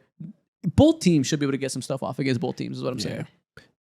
Yeah. And you just think that Russ isn't going to throw for 500 again, right? Like, you would hope not. Yeah. You would hope not in this game. Yeah, I guess both teams, the question mark is, can you get your offensive game off and feel like your identity is building? Chiefs should win because their identity is much better. Yeah. But I think both teams are equipped to do what they want to do in this game. Yeah. Unless Spags figures it out and they just shut down the Giants, which I hope is the case for their sake. I hope so, man. They might. They should. They should. Yeah. This should be an easy Chiefs win. Hopefully, with the whole they're motivated to win, they don't want to go 0-3 stuff. Like, hopefully that's real. But okay, that's the first 10 games we're here to talk about today. So for the last 6 games, we're going to do a little bit of a lightning round. That way this isn't a 3-hour episode. So we have 6 games to lightning round through. We're going to briefly give our questions and give our brief overview. Colts versus Titans. My question mark is Daniel Jones a goon? Is he continue to just light everybody up? Is this real? More specifically, it is real to some extent. I do think this offense, like we talked about on Monday, has been built by Shane Steichen to be the perfect offense to take advantage of Daniel Jones' strengths. He's been way better under pressure than somebody like me ever gave him credit for. Someone like me who had zero belief in Daniel Jones. He's shown that he can execute Shane Steichen's offense completely well enough to let the playmakers win. This Titans secondary is exposable with these weapons out in space. Can Daniel Jones continue this streak of good play, doing just enough to let the offensive weapons win and being poised under pressure? Because this should be a third good game in a row. Yeah. That's my question too. And for the Titans, Cam Ward, can you shut this Daniel Jones nonsense down? that's really the only hope. I would love it. It would be such a funny storyline if the biggest miss that we had all year is being out on Daniel Jones, like everybody else is, and then he's just a god and just like plays at a Pro Bowl level. After we're like, what the fuck? Daniel Jones is the answer? Yeah. What if he is the answer? It would be hilarious. I would be happy to be wrong about that. That'll be one of the craziest. That's an insane storyline for someone like me to go ahead and walk into after hearing how, like, bro, even before I was paying attention to football for real, Daniel Jones was the worst thing to ever happen to New York over the last like 15 years is what I heard. Like, bro. we talked about it on Monday's episode, his reaction. And like, I understood that he's a higher floor player than Anthony Richardson, as everybody is. And I understood that Shane Steichen is a genius. Yeah. If you would have told me this team looks like they're going to be a playoff team off the back of Daniel Jones playing so good, Fuck out of here. 0% of me thought it was possible. Yeah. So like, this would be the most shocking thing to me. Yeah. It's not happening. It's not. I low-key, I think it's kind of real. So I think we might just be wrong. Maybe. But then again, we've seen 2-game stretches before they're unsustainable. Yeah. This feels sustainable to me. I'm definitely going to key into this game because, of course, I want to see Daniel Jones' magic happen again. But I really want to pay attention to like the Titans and how they go about their process because so much has been made about the coaching and how many penalties they get, how sloppy they look, and all that. So Yeah. very interesting. So the Titans' question mark is, can your defensive line disrupt the Colts and get them out of their rhythm? The big part why Daniel Jones has been so good is because he's had zero pressure. They've done a fantastic job of keeping him ahead of the sticks. They have the lowest average yards per third down in the NFL so far this season. Daniel Jones falls apart in third and long situations where he has to drop back and really read a defense in the middle of the field and attack down the field. He's not good at that. They simply said, you're never going to have to do that because every time we get to third down, it's 3rd and 2, and you can throw a quick out route to Tyler Warren, who's bigger, faster, stronger than everybody guarding him. It's been a very good ecosystem for him. Can the Titans disrupt that? Jonathan Simmons in the middle is one of the more underrated, or Jeffrey Simmons is one of the most underrated defenders in the NFL. It's escaping me the name of the rookie edge who's had a good, strong start to the season. I wish I could remember his name off the top of my head, but I'm not. Overall, though, can the Titans D-line end this Daniel Jones nonsense, like you said? Fair. Yeah. Jets, Bucks. Jets versus Bucks. Can Tyrod Taylor perform better than Justin Fields did last week? Is the question mark for the Jets. Yeah. Oh my gosh. Can you get back to having an offense that doesn't fall apart against a great defense and see your running game be reestablished against the Bucks, who just lost their best defensive tackle? Such a Taylor, like 2 different weeks for the Jets, bro. It's so insane. So insane. Both losses, but these losses feel entirely differently. Both losses. Yeah. Yeah, the first one was like an amazing moral victory. You had the best offensive output in the past decade of Jets football. Yeah. Week 2 was an utter disaster. Justin Fields is out with a concussion for this week after getting hurt in that game, playing disastrously before the injury. Can we get back to seeing week 1 not be a mirage and have that be a real, our offensive line is the best, we will run the ball and build off of that? For the love of God. Yikes. In the Bucks, can your defensive interior survive losing your best defensive tackle for the entire season? And you'll be okay. Yeah, think can it'll you be all right. obliterate the Bucks like the Bills did? Yeah, they should be able to hang at least like 20 over them. At least 20 over them. Meaning beat them by 20. Nah. That's always hard to That's do. so much. But I mean, it's possible that the Bucks are good, but you don't see that. Like, that's not a Yeah. easy thing to predict. Yeah. Now wait, save that real quick. Next game. Okay. Next game, Dolphins versus Bills. Can you beat them by 20? They should beat these dudes by 30. Like there is really no reason. I was looking at at Tua's numbers. Tua right now is on pace to take 68 sacks this year. Good Jesus Lord. Christ. And I think I forgot who one of their I think James Daniels went to IR again. Yo, they should dominate them. Right? And Like, most specifically, Joey Bosa should dominate them. Joey Bosa looks like the best offseason signing right now because he's playing exceptional. And the whole thing with him is it's not necessarily can you perform exceptional when you're on the field. It's how long will you stay on the field. Yeah. Can we continue to get Joey Bosa performing this well while he's healthy? We don't know how many games we can get out of him before he gets hurt. And then we have to plan for, can he be back by the playoffs? At some point, that'll probably happen. Before then, can you continue to wreck games? Because you put Justin Fields in hell. There was a mic'd up moment that they had from him last week where he got a strip sack against Justin Fields, and he went back to the sideline. He was like, they put a tight end on me, bro. They put a tight end on me. Can you believe it? And he got a strip sack. Yeah. I don't know funny, bro. if Mike McDaniels will do that because that was dumb as fuck. Yeah. I mean, the offensive linemen can't do They anything. might as well be either. tight ends. Also, I have the list right here. Guys with 3 or more interceptions this year: Geno, Flacco, Jake Browning, Tua, Trevor Lawrence, Bo Nix, JJ McCarthy, and Bryce Young. Damn. That is the list that Tua is in. He is going to give the Bills one. You can capitalize on that. Yeah. I promise you. Dolphins, what's the question mark for the Dolphins this week? Obviously, this defense is extremely stout. I think they did a good job last week getting the horizontal game back and getting their fast players out in space. They got A-Chain going, and he had a great game. They got Malik Washington on some end arounds, and overall did a really good job there. They had some passing success. They barely lost. They should have won if A-Chain didn't step out of bounds. Can we continue? Jalen Waddle might not play. He's injured right now. Questionable. We'll see where that goes. Can you continue to give Tyreek Hill a chance to win deep? It happened one single time. Nah, if they're gonna win, I think it's probably gonna be off of A-Chain. Like Yeah. I think he's gonna have to go crazy. They're gonna have to figure out a way. It's probably not gonna get better. I mean, he's getting stuffed. He's getting stuffed on 33% of his runs right Yeah. Jesus Christ. I'm trying to grasp for straws because this is the most uninteresting game of the week. This Yeah. should be a beatdown. Again, nothing certain in the NFL. This should be a beatdown. now. Yeah, I'm yeah. Can you make this not a beatdown, Dolphins? That's what I'm asking you. Can you prepare? Are you prepared to do what we have no belief in you to do Short week and make this a game on the winner 3? road. Oh, this should be a beatdown. Fuck from hell. It's on Thursday too. That's what I'm saying. Clear your schedules. 25. Bengals versus Vikings. The matchup of the backup quarterbacks. We got Carson Wentz versus Jake Browning. What's your biggest question mark for both teams? My question mark isn't even for the on the field for the Bengals. It's more so off the field. I don't know how reputable this guy is, but I did see a report saying that the Bengals were in conversations with the New York Giants over Jameis Winston, and I want to see if a move is going to be made. I don't know if Browning is like bad enough for you to go ahead and warrant like, oh my god, we need to save a season. We need Jameis Winston to go ahead and save our season, or at least keep us like somewhat afloat. I wonder if that's going to be a thing, and I wonder if Jake Browning's going to be able to carry on somewhat this last. I think that was one of those fake reporters that just like tweets common sense. What was probably happening. I don't know if that was super reputable. That would be funny though. Jameis Winston with those two receivers would be insane. But yeah, the question mark is, can Jake Browning, like you said, continue to keep the offensive float? Probably just fine. Yeah.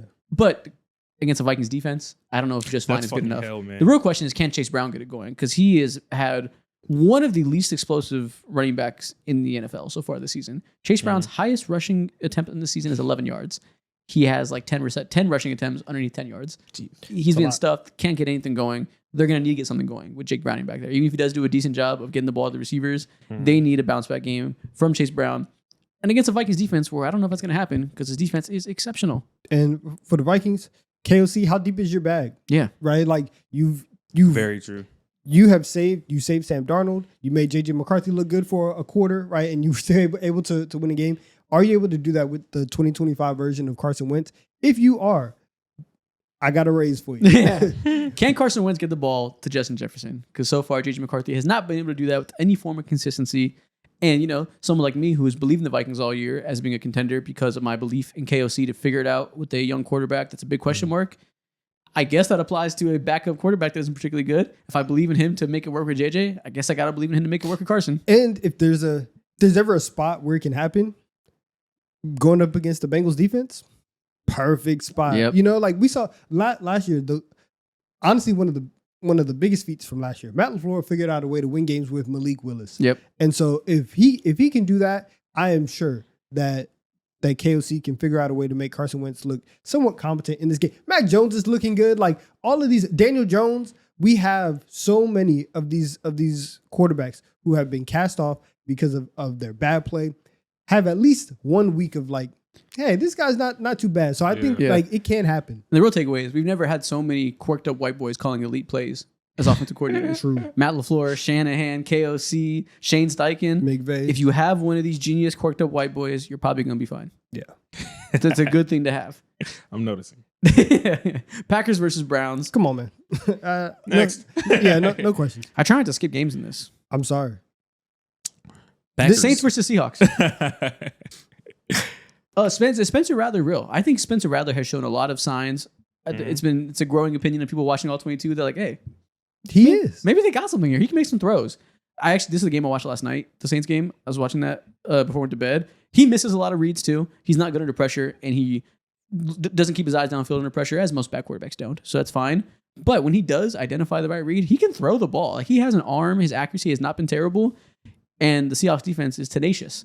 What is that going to be like? They will probably put you under pressure. The Seahawks defensive front is good. Their secondary is talented. We'll see how that goes. But definitely looking at to see what he does, because it's been a surprisingly, not even surprisingly, because I don't think I was never like that low compared to consensus, because I believe in Kellen Moore. But it's been a close to best case scenario offensive output from them. And that is why Kellen Moore, what are you prepared to do? Right? Like, it's I'm with you. Like, I don't think Rattler is amazing, but you look at their quarterback room and they spent the second overall pick on Tyler Shough and then don't play him. Yeah. It's like, okay, I guess Rattler is gonna be the guy. I see what you saw in training camp to choose him over Shough. I get it. And it's okay. And we also thought that, like, they're gonna lose a lot of games. Listen, they're not an amazing team. We understand that. But Kellen Moore is creative enough as a play caller, as an offense designer. Can we take enough shots? Because even in last week's game against Pittsburgh, that game was close until it wasn't. Like, it was an avalanche of points that happened that came with, you know, the Caleb Johnson miscue on special teams, and then you had another big play.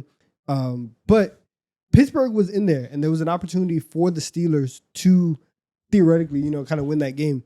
If the Saints can hang around, which they've kind of done over the first 2 weeks, right? They hung around with the Saints. Exactly. They were close last week against the Niners. Yeah. There's a world where, okay, they're kind of cooking here. Out of all the bottom of the barrel teams in the NFL, this is like one of the more quality ones to see, because you can hang your best hat of the on worst. Just like, I was going to say the same thing right now. I was literally going to say they are the most interesting trash team. Exactly. Like, you can walk away with a few things and feel good about you won't set your eyes on fire watching this team. You won't see like terrible quality football at all. Yeah. And Seahawks, for me, what version of the running game are we going to get this week? It's been a big question mark amongst fantasy people and really anybody following that Kenneth Walker is their best running back, but he's not getting the most snaps because he gets hurt a lot and they're clearly trying to load manage him. Last week, Kenneth Walker led the league in missed tackles forced. He was one of the best, most efficient runners in the NFL last week. He played like 39% of the snaps, but had over 100 rushing yards. He completely obliterated the Steelers defense. The whole reason we're talking about the Steelers run defense being a problem is because Kenneth Walker made everybody miss because he's like that. But he can't play 100% of the snaps because he will get hurt, and they've come to the conclusion it's not worth it. But Zach Charbonnet, a little bit sneaky. Playing most of the snaps. A little bit. Didn't make anybody miss last week. He's a solid north to south runner. Did not make anybody miss last week. I think the Steelers have actually like average EPA per rushing attempt last week because most of his rushing attempts were against Zach Charbonnet, who made nobody miss. So what's that distribution going to be like snap-wise? Are we going to see them maybe put a little bit more into Kenneth Walker's hands and kind of like adjust that calculus of how much to give him so he doesn't get hurt? Or is Zach Charbonnet going to have a bounce back week and rush a little bit better? Okay. Fair. Position group 2 monitor, though. Is that every game? That is every game. That is all 16 games today. That is the end of our week 1 recap. One question mark we have for every single NFL team. Now, the question mark I have is, Donovan, you've gone 2-3 on your Don's picks of the week for 2 straight weeks. What are you prepared to do about it? Are you about to give me 5 picks that are better than 2-3? First of all, I would like to say that I was doing good, and then Isaac sent the picks in the group chat, and I was like, and he's like, "Yo, you're doing pretty well." I said, "Don't say another word. Yeah, you're about to jinx it." And then he sends it again, and he's like, "Everybody jinx Don." Yeah. And literally, the moment he sent that, everything flipped. I'm not gonna lie, you had 2 heartbreaking losses. It's like the most. Literally, you were off by half a point in 2 of these games. Jags Bengals. That is a win in 98%. Let's recap your picks first. What were your picks from last week? What did I have? So I had the Patriots money line, which hit. I had. I can pull it up. Yes, thank you. But I know I had the Patriots money line. I had the Cardinals minus 6.5, up by 20 for a majority of the game, and then Fufu come back. What they win by? 5. Damn. Yeah. You're up by 1.5. So you rightly won, didn't cover. So you had Seahawks money line. 1. You had Patriots money line. 1. Mind you, both of them underdogs and road underdogs. Both of them cash. So 2 good picks. That's it. You had Broncos minus 2.5, which would have hit until they lost by a game-winning field goal. They were. I know. They were up by 2, had a field goal to go up by 5, and then forced Daniel Jones to have to score a touchdown. And then, obviously, field goal hits off the upright. Down 2, they lose. So they're so close to that one. You were right for most of the game, but then Daniel Jones did Daniel Jones things. Yeah. Jags plus 3.5. Come on. The complete collapse by the Jags in the fourth quarter. Jake Browning leads a game-winning drive and beats you on the last play of the game. You lost this one. Up by 3 with the ball on the 7, and they don't score at all. My process last week, I actually feel very good about my process. Yeah, this was a respectable 2-3. Yeah. With that being said, it's 2 straight 2-3s in a row. You got to lock the fuck in. No, I really do. And this 4-6 on the season. You got to get back to 500 today. What are your 5 picks for this week? All right. First up, we are taking the Falcons -5.5. I'm betting against the Panthers every chance I get. Okay. Wow. Every opportunity. I need the Panthers to show me that if they are good for an entire game, all right, I'll back off. You haven't done that in 2 weeks. I promise you're gonna lose by more than a touchdown. That's a good one, just because we know that Robert Hunt and forgetting his name, the other guard, they're both out on IR. What we saw from the Falcons' defensive line, this makes sense. This should on paper make it happen. And Bryce, especially up until this point, he's giving the ball away. You're giving Atlanta extra possessions. I like that. So I'm gonna take the Falcons -5.5. Raiders +3.5. Raiders +3.5. Plus 3.5. If Marcus Mariota plays, then obviously I think you should sprinkle on the money line a little bit. But I do think that this is a spot, and I said it earlier, where the Raiders can get back. The Commanders, they lost Wise last week. They have a lot of injuries that they are dealing with. I like the Raiders to get back, because obviously is a massive difference going up against a Jesse Minter defense and the Commanders defense. So I like the Raiders this week. You're going down with the Raiders ship. I got to respect it. We didn't talk about it in the lightning round because we're going to talk about it now. Packers -7.5 against the Browns. Wow. Okay. Fair. Yeah. Kill them. Just do what you do, right? Okay. Do what you do. Save money. And then Patriots money line against the Steelers. Okay. I am really what the Steelers showed me last week, even though that it was close. The fact that through 2 games they cannot stop the run. That's really scary for me. If I was a Steelers fan, I would be very, very nervous, and I do not like that. And so I think that the Patriots are going to be able to go out and get this win. I wasn't super encouraged by what Pittsburgh was doing offensively. I think Drake May and the offense has a little bit more juice than what Pittsburgh does. I'll just take them on the money line. And then last pick, Texans money line against the Jags. Trevor. Oh, that one's scary. Yeah. I genuinely like watching the way that they've played. They held, even though that Matt Stafford is playing well, you hold the Rams to 14 points in week 1. Week 2 comes along, you have an opportunity to win that game, even though that your offense is getting destroyed on every single play. Whenever you watch the Texans play, their defense jumps out off the screen every single time. I think that, one, since Trevor has been there, he's won he's 2-6 against the Texans overall. Since DeMeco Ryans got there, he's 1-3. He's thrown an interception in 3 of those 4 games. Very true. Okay. You know what? You know that he's gonna give it up. And this is one of those weeks where we're all saying, oh, the Texans suck. The offensive line can't do anything. There's no hope for this team. You're playing the Jags. You're playing a familiar opponent. I think that their defense can carry them enough to a win. Okay. I think the Jags, I could totally see the Jags passing attack being shut down by the Texans defense.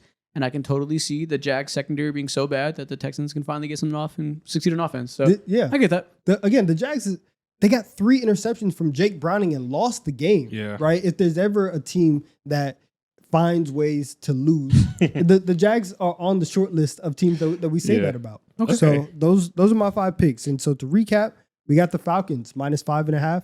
We got the Raiders +3.5. Put something on the money line if Jaden doesn't play. We got the Packers -7.5. We got the Patriots money line, and we have the Texans money line. Where do you think he's going to go this week? 3-2. Okay. No, I don't. 2-3 because clearly it's written in the stars. Clearly it's going to be 2-3 every week until proven otherwise. I think you're going to be above 500 this week. I feel good about your picks, way better than compared to last week's. Listen. I feel good too, but I also felt good about him last week. We already spoke on that. I feel the best about Packers -7.5. Of course. I tried not to, just so that this can last throughout the entire weekend, but I try not to put Thursday night games in the 5 picks. But if I did, then I would have put Buffalo in here. What's the line for Buffalo? Fucking 8.5? 11 and a half. Damn. 11 and a half? That's so disrespectful. 11 Oh and a my half. God. And let me figure out what this alt line is, because I will take the Bills minus 19 and a half. They'll beat them by 20. They will beat them by 20. And that'll be the bonus bet for this week. Okay. 11 and a half is hilarious. That's fucking crazy. That's such a big line for a week 3 game. Yeah. Like, it's not like they're injured. Or I guess they are kind of injured. But it's not like their quarterback's out or anything crazy. Though I suppose it wouldn't make a big difference if it was. Bills to win by 20 points plus 220. Only 220? I can get down with that. That's crazy. I can get down with that. I'm gonna do that. That's hilarious. So, but yeah, those are the 5 and the bonus pick. All right, well, there's Okay. Don's picks of the week. We're going to continue to monitor his record, currently sitting at 4-6. Could be worse, could be better. Let's get to 500 this week, right? Let's see if I go 4-1, is that 500? You have to be 2 games by 500. So, yeah, you have to be 4-1 because you can't go 4. 3-1. Yeah. Ooh, that's a tough task. But if you go 3-2, you're back in decent track. You'll be 1 game under 500. Yeah. We'll be okay. Okay.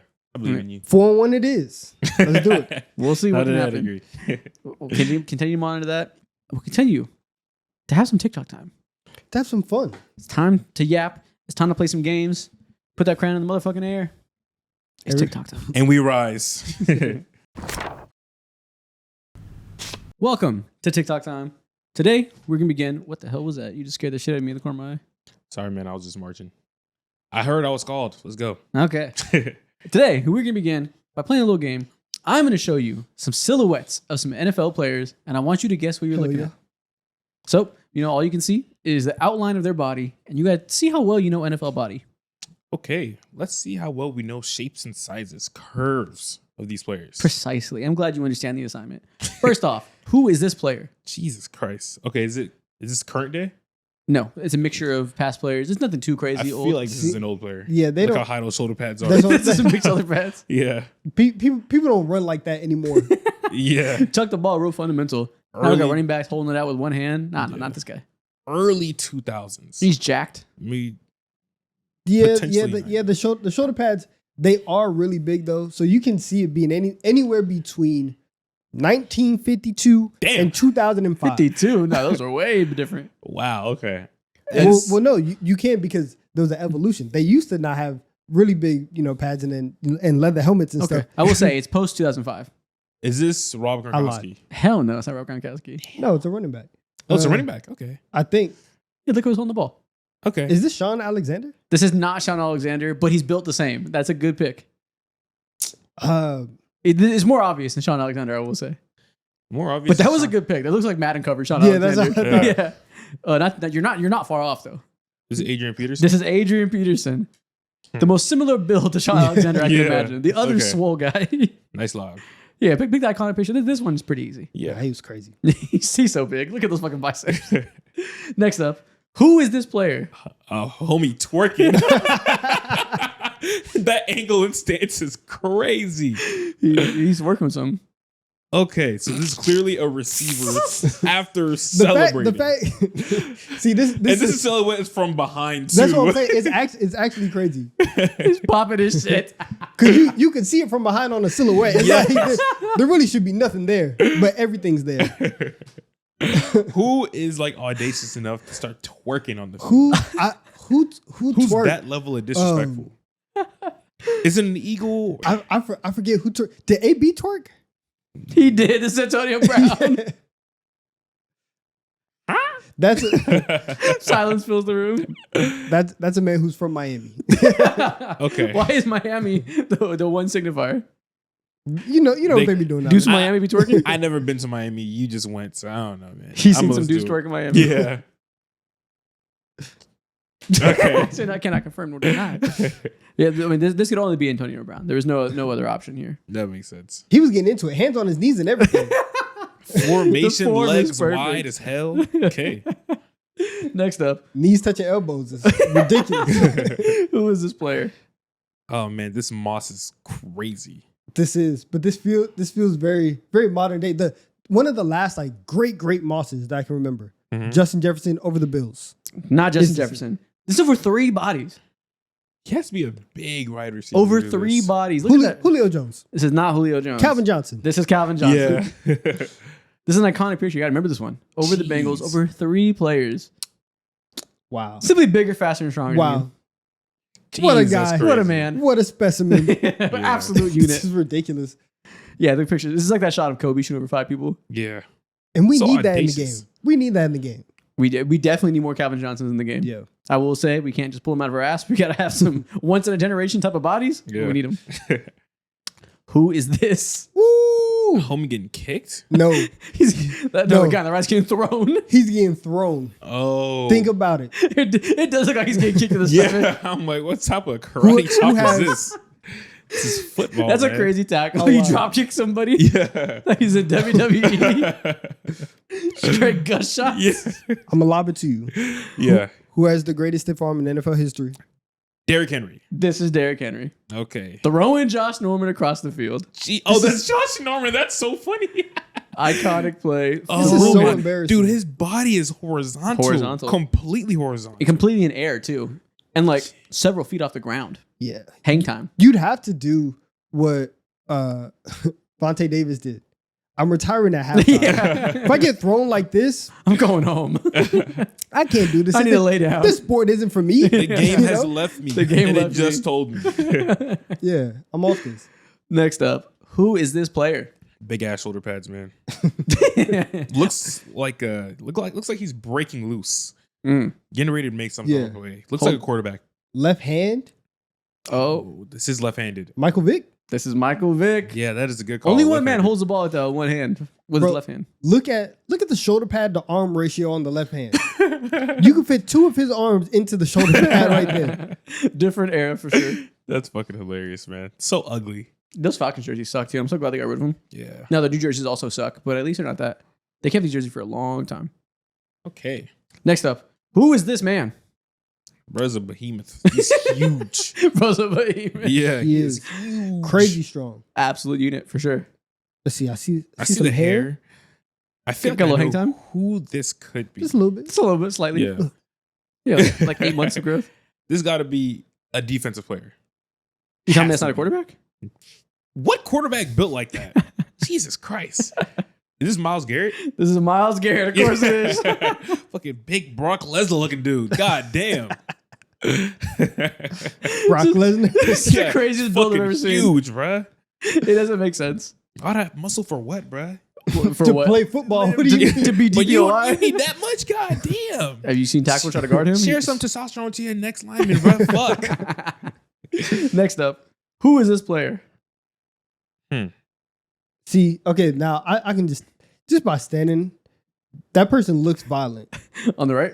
Yeah, on the right. This looks like a linebacker waiting for contact. Is that Ray Lewis? No. What? Look at the love picture. He has a ball in his hands. Okay, so if I it's not didn't Ray know it was the Lewis, same player. Yeah.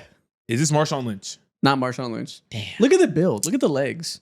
There's some junk in the trunk. Super stout. This is definitely a Super running stout back. is the way to phrase it. Yeah, he's definitely a running back. He is.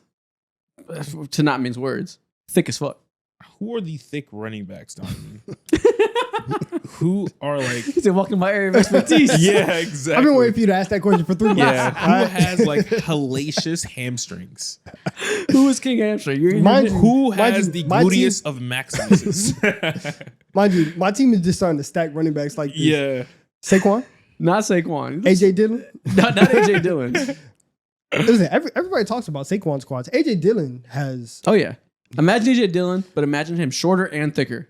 Much more guy's stout name. in every way. Maurice Jones Jr. This is Maurice Jones-Drew. Damn. That is MJD. Look, jeez. bro, these angles look crazy when you see the full picture. Yeah, he is huge, man. Yeah. He is huge. That picture on the right is crazy. That's wild. He is stacked. Yo, he could literally like put your head in between his legs, bro. Squeeze the fuck out of your head, bro. Jeez. This is crazy. He's built like a tomato. It's crazy. And the picture on the left, the angle, he looks so short. Yeah, He looks 5'1" in the left. yeah. 3 foot legs, bro. His arms look like they're fucking 2 inches long. Yeah. And Noah, he's amazing because of it. This man ran for 1,600 yards. Iconic. I miss. We need more Maurice Jones-Drews in the league. Where are the tiny stout running backs? I need them. Next up, who is this? Who just be yelling? Ray Lewis. Yeah, Ray yeah, Lewis. exactly. Someone Just loud. Just screaming. Yeah. You can hear him through the picture. There's firecrackers going off in his head. He just has to escape the noise somehow, and he releases it. Escape the noise. Yeah. He's got demons in his dreams chasing him down. Yeah, exactly. He looks out the window. She's Freddy Krueger everywhere he goes. He's like, I feel your wrath. Escape the noise. It's an exhaust system. His mouth is an exhaust. It's from all the toxins in his head. It makes sense with the way he played. Imagine him escaping the noise is so funny because I just totally imagine him just like being the topic of like a horror movie. He's like haunted and turns him into a star. He's like at The Conjuring, the back of his head, a little red face from Insidious everywhere he looks, and it makes him a Hall of Famer.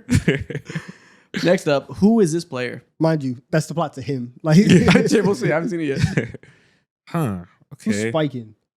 Spiking his ball. Now, if you see on the offhand, there's a little bump. I'm going to assume that's a brace, and I think this is going to be Rob Gronkowski. Not only is that a brace, it's the biggest brace I've ever fucking seen. This is Rob Gronkowski. Jesus Christ, brother. You should not be playing.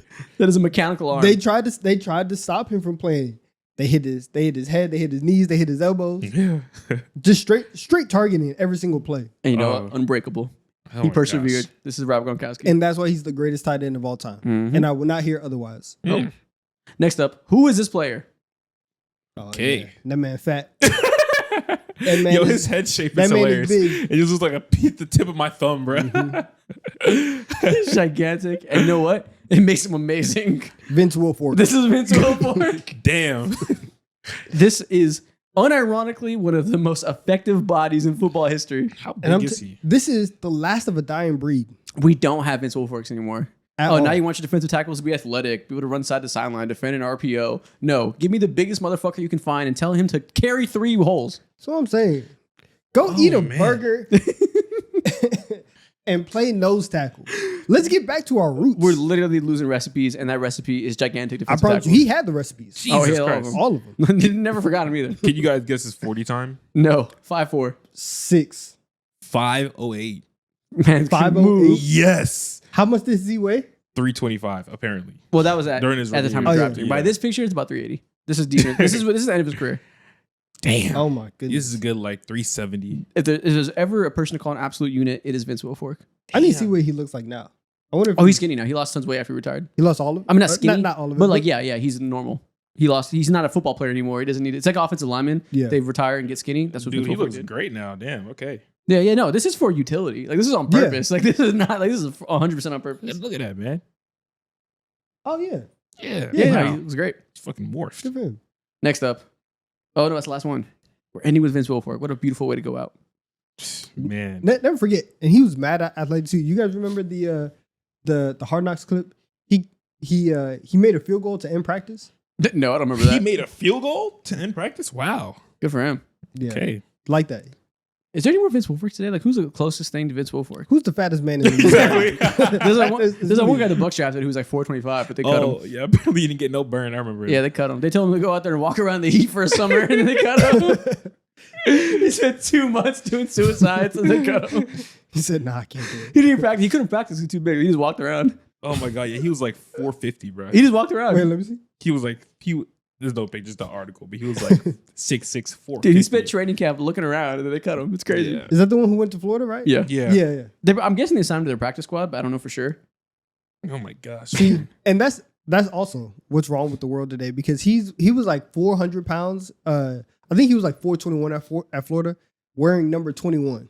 That's your biggest gripe. Son, if you don't put on number 100 and get in the dirt, like 21 is such a, ooh, I look at don't me, know what I we're like doing so here. tough. Number 100 is ridiculous. I don't know what we're doing. Next up, we're going to play Keep 4, Cut 4 with NFL running back duos. Okay. So I'll name a running back duo. You decide if you want to keep them or cut them, 4 on each side. Okay. First off, Gibbs and Monty. I'm keeping This is this. very, I'm very keeping- quality. Yeah. It seems like one of the best, I don't know, 5 It's got to be the best. Like, duos in No, we're Might like, be the we're, best. we're just we're keeping. we keeping them solid for enough. sure. Yeah. I We're guess, keeping them. I mean, in terms of how good both of them are, they got to be number 1. Yeah. If Jahmyr Gibbs is no worse than like the fourth best running back in the league. Montgomery, he could start for a lot of teams. Yeah, Montgomery would start for most teams. Yeah. Yeah, Okay, yeah. Keep yeah, him. we're keeping them. Pacheco and Hunt. But we talked about how even if we put them together, that I'm not sure that is a top 20 running back in the league. So them apart is like, hey man, It's the easiest cut of my life. I think the Chiefs are dying to cut them in reality. I think they would love to have any other running back on their team right now. I don't know how you wouldn't cut them. yeah. Easy cut. so this is exactly what I've been training Patrick for. Mahomes watching the same. Cut. Omarion Hampton and Najee Harris. See, Najee Harris can start on a lot of teams and he can be serviceable, right? Omarion Hampton, we've yet to see, but I still have faith that he will be one of the at least 17 best running backs in the league. Two games is not pretty, but it's only 2 games. Yeah, I'm keeping him though. By week 10, this could look very much differently. By week 12, we could regret this, but for now, we don't at all. So you're keeping or cutting him? We're keeping him. Whoa, you want to keep him? Yeah, Najee Harris is very serviceable. He's You don't think we're gonna find better? I think we might find better. I think you know so. what? Fine. Just because Najee Harris only has one eye right now, we will cut them. Okay, cut. Listen, the eye count is a meaningful difference. Very It is. true. Not a bad tiebreaker. Bijan Robinson and Algier. Yeah, we're keeping them. Keep them. Anytime that you can have somebody who is top 5 at their position, you are staying on my list. So yeah, we'll keep them. And when you have a quality backup, not every top 5 running back has a quality backup. Yeah, exactly. I agree. So right now, we've kept Monty and Bijan. You cut Pacheco and Hampton. okay. And their duos. You know. Gotcha. Okay, so we got 2 so far. Yep. Cool. 2 left. Saquon and AJ Dillon. Oh yeah, we're keeping them. Keeping them. Even though AJ Dillon's the second player here, Hell yeah. You have the best running back in the Saquon. league. Yeah. this is a duos list. Half of that duo is not playable caliber. Last year, you could have split them apart, and they still both would have had 1,000 yards rushing. I'm keeping them. Hey, okay, that's okay. I guess so. That's yeah. crazy. Yeah. I guess. I don't know if you'll regret it or not. Okay. Javonte Williams and Miles Sanders. You have 1 keep left. Yeah, we're cutting that. We're cutting that. Shout out to the Javonte Williams reclamation project. Yeah. He's getting back to where people thought that he was going to be before he blew the knee out. And even then, I mean, he's playing well. Miles Sanders, brother. He had a good run. Yeah. Listen, when he was an Eagle, he was fantastic. Okay. You have Who 1 we key miss? spot left. 2 picks left. Okay. It's 3-3 right now. ETN and Tootin. That is tough. Balling underneath Liam Cohen right now. They're right on that line. Yeah. I'm willing to. Only one cash in other our name coming bets. after this. Do you think they'll be better or worse? I might be willing to go ahead and say that they might be better, or at least in the same tier. Yeah, as the we Nets. might have to keep them because the only other we've gone through, like the only other top backs would be like Derrick Henry or CMC and their duos. I think I kind of like this. I'm fine with keeping it. Let's keep them. They might be one of the most productive duos in the league by the end of the season. With Liam Cohen calling plays, Yeah, let's keep it. Let's do it. it could age well. We'll keep them. And the last one to be cut, CMC and Brian Robinson. Yeah, I You feel- saw it coming. You I had did. the hindsight. But low key, I mean, CMC is obviously the best player here. I think Tootin's going to be really good. I think it might be debatable by the end when you talk about both players. See, but we have to revisit it at like week 10. Yeah, we'll see. Low key, the worst players here are AJ Dillon and Brian Robinson. So like, But I feel better about Brian Robinson than exactly. So, but you low key should have cut the Eagles. I feel like this is a win in my book. No, but then the top end is so good. Yeah, We'll live. Okay. Yeah, I feel good about this. I don't feel bad at all. Yeah, This is- I'll keep This them, is a success. especially if it could be them two and Liam Cohen, Mhm. then we're cooking. Now them two and Doug Peterson, Different conversation. Yeah, I don't like that. Okay. Now, last thing we're going to do, we're going to play a 5 levels game Hell yeah. with Lamar Jackson.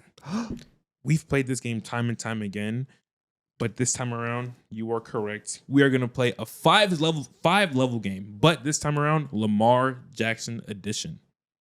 Lock the fuck in. all Okay, right? so what are you going to do? You're going to name 5 quarterbacks from not throughout NFL history. We got to decide if we think them or Lamar Jackson are better. Who would rather have on our team? Yes, you are correct. Now, walking up to level 1 is Donovan McNabb versus Lamar Jackson. Who you taking? Gee whiz, I wonder. Hard debate. Eagles great, very underrated for his time, right? Went to multiple conference championships, got the Eagles to a Super Bowl. It's Lamar Jackson though. Next question. Damn. Level 2, we got Matthew Stafford. He has a ring. Lamar doesn't.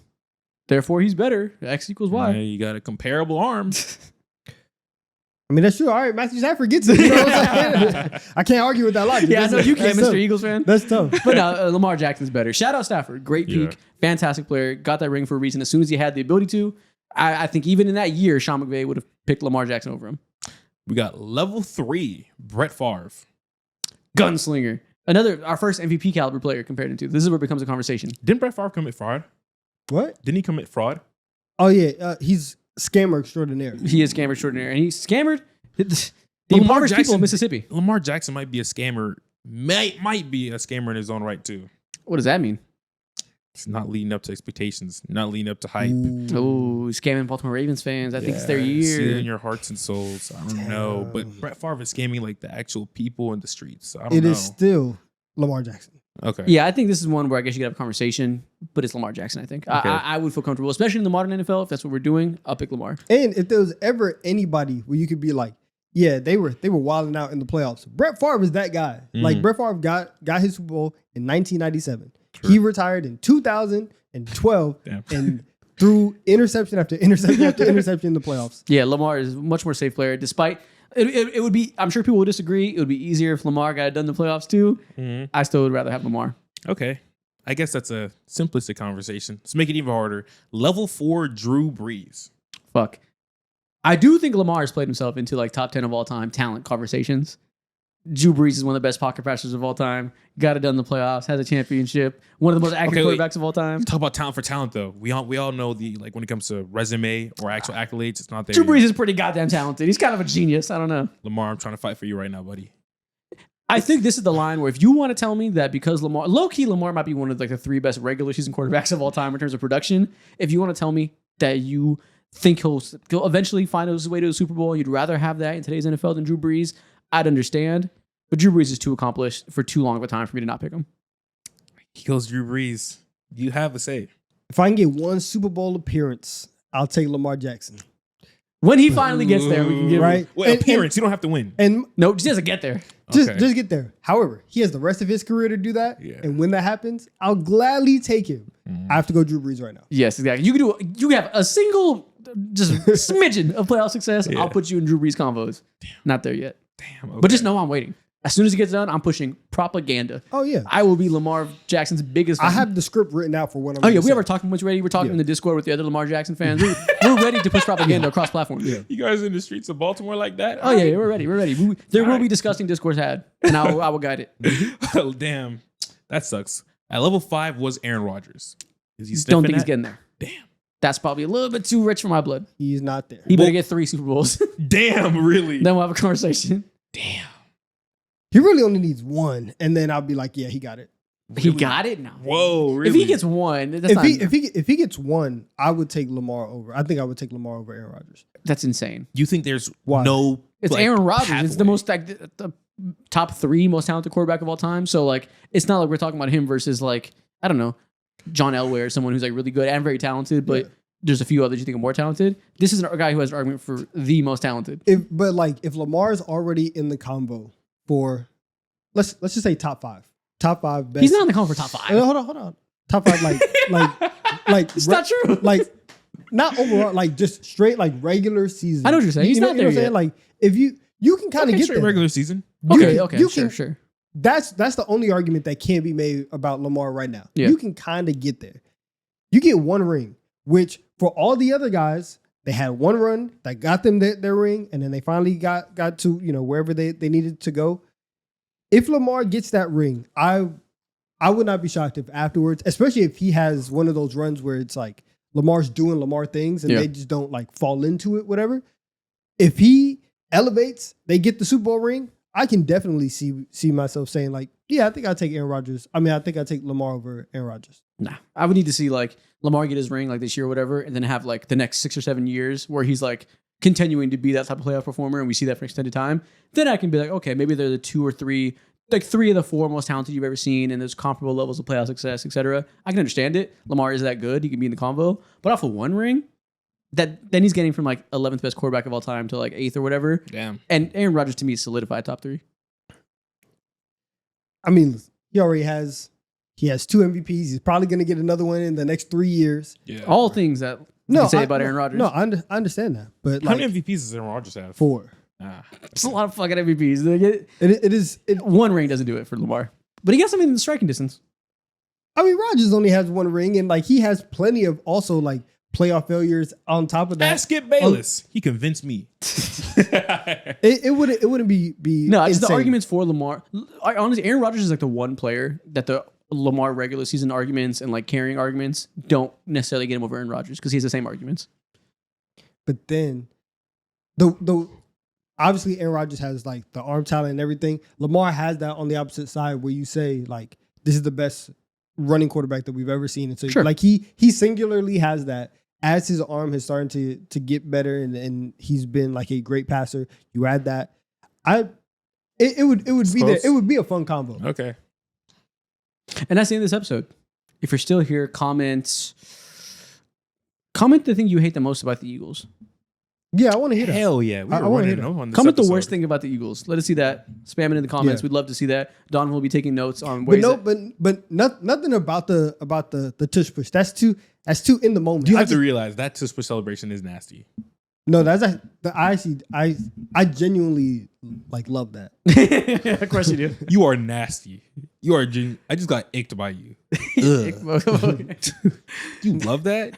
You Icked could have by said you you. liked it. You could have said it was cool. You said you love that? Ugh. Yeah, you got Brother. Ugh. If you're still here, comment ew. And we'll see you on next week.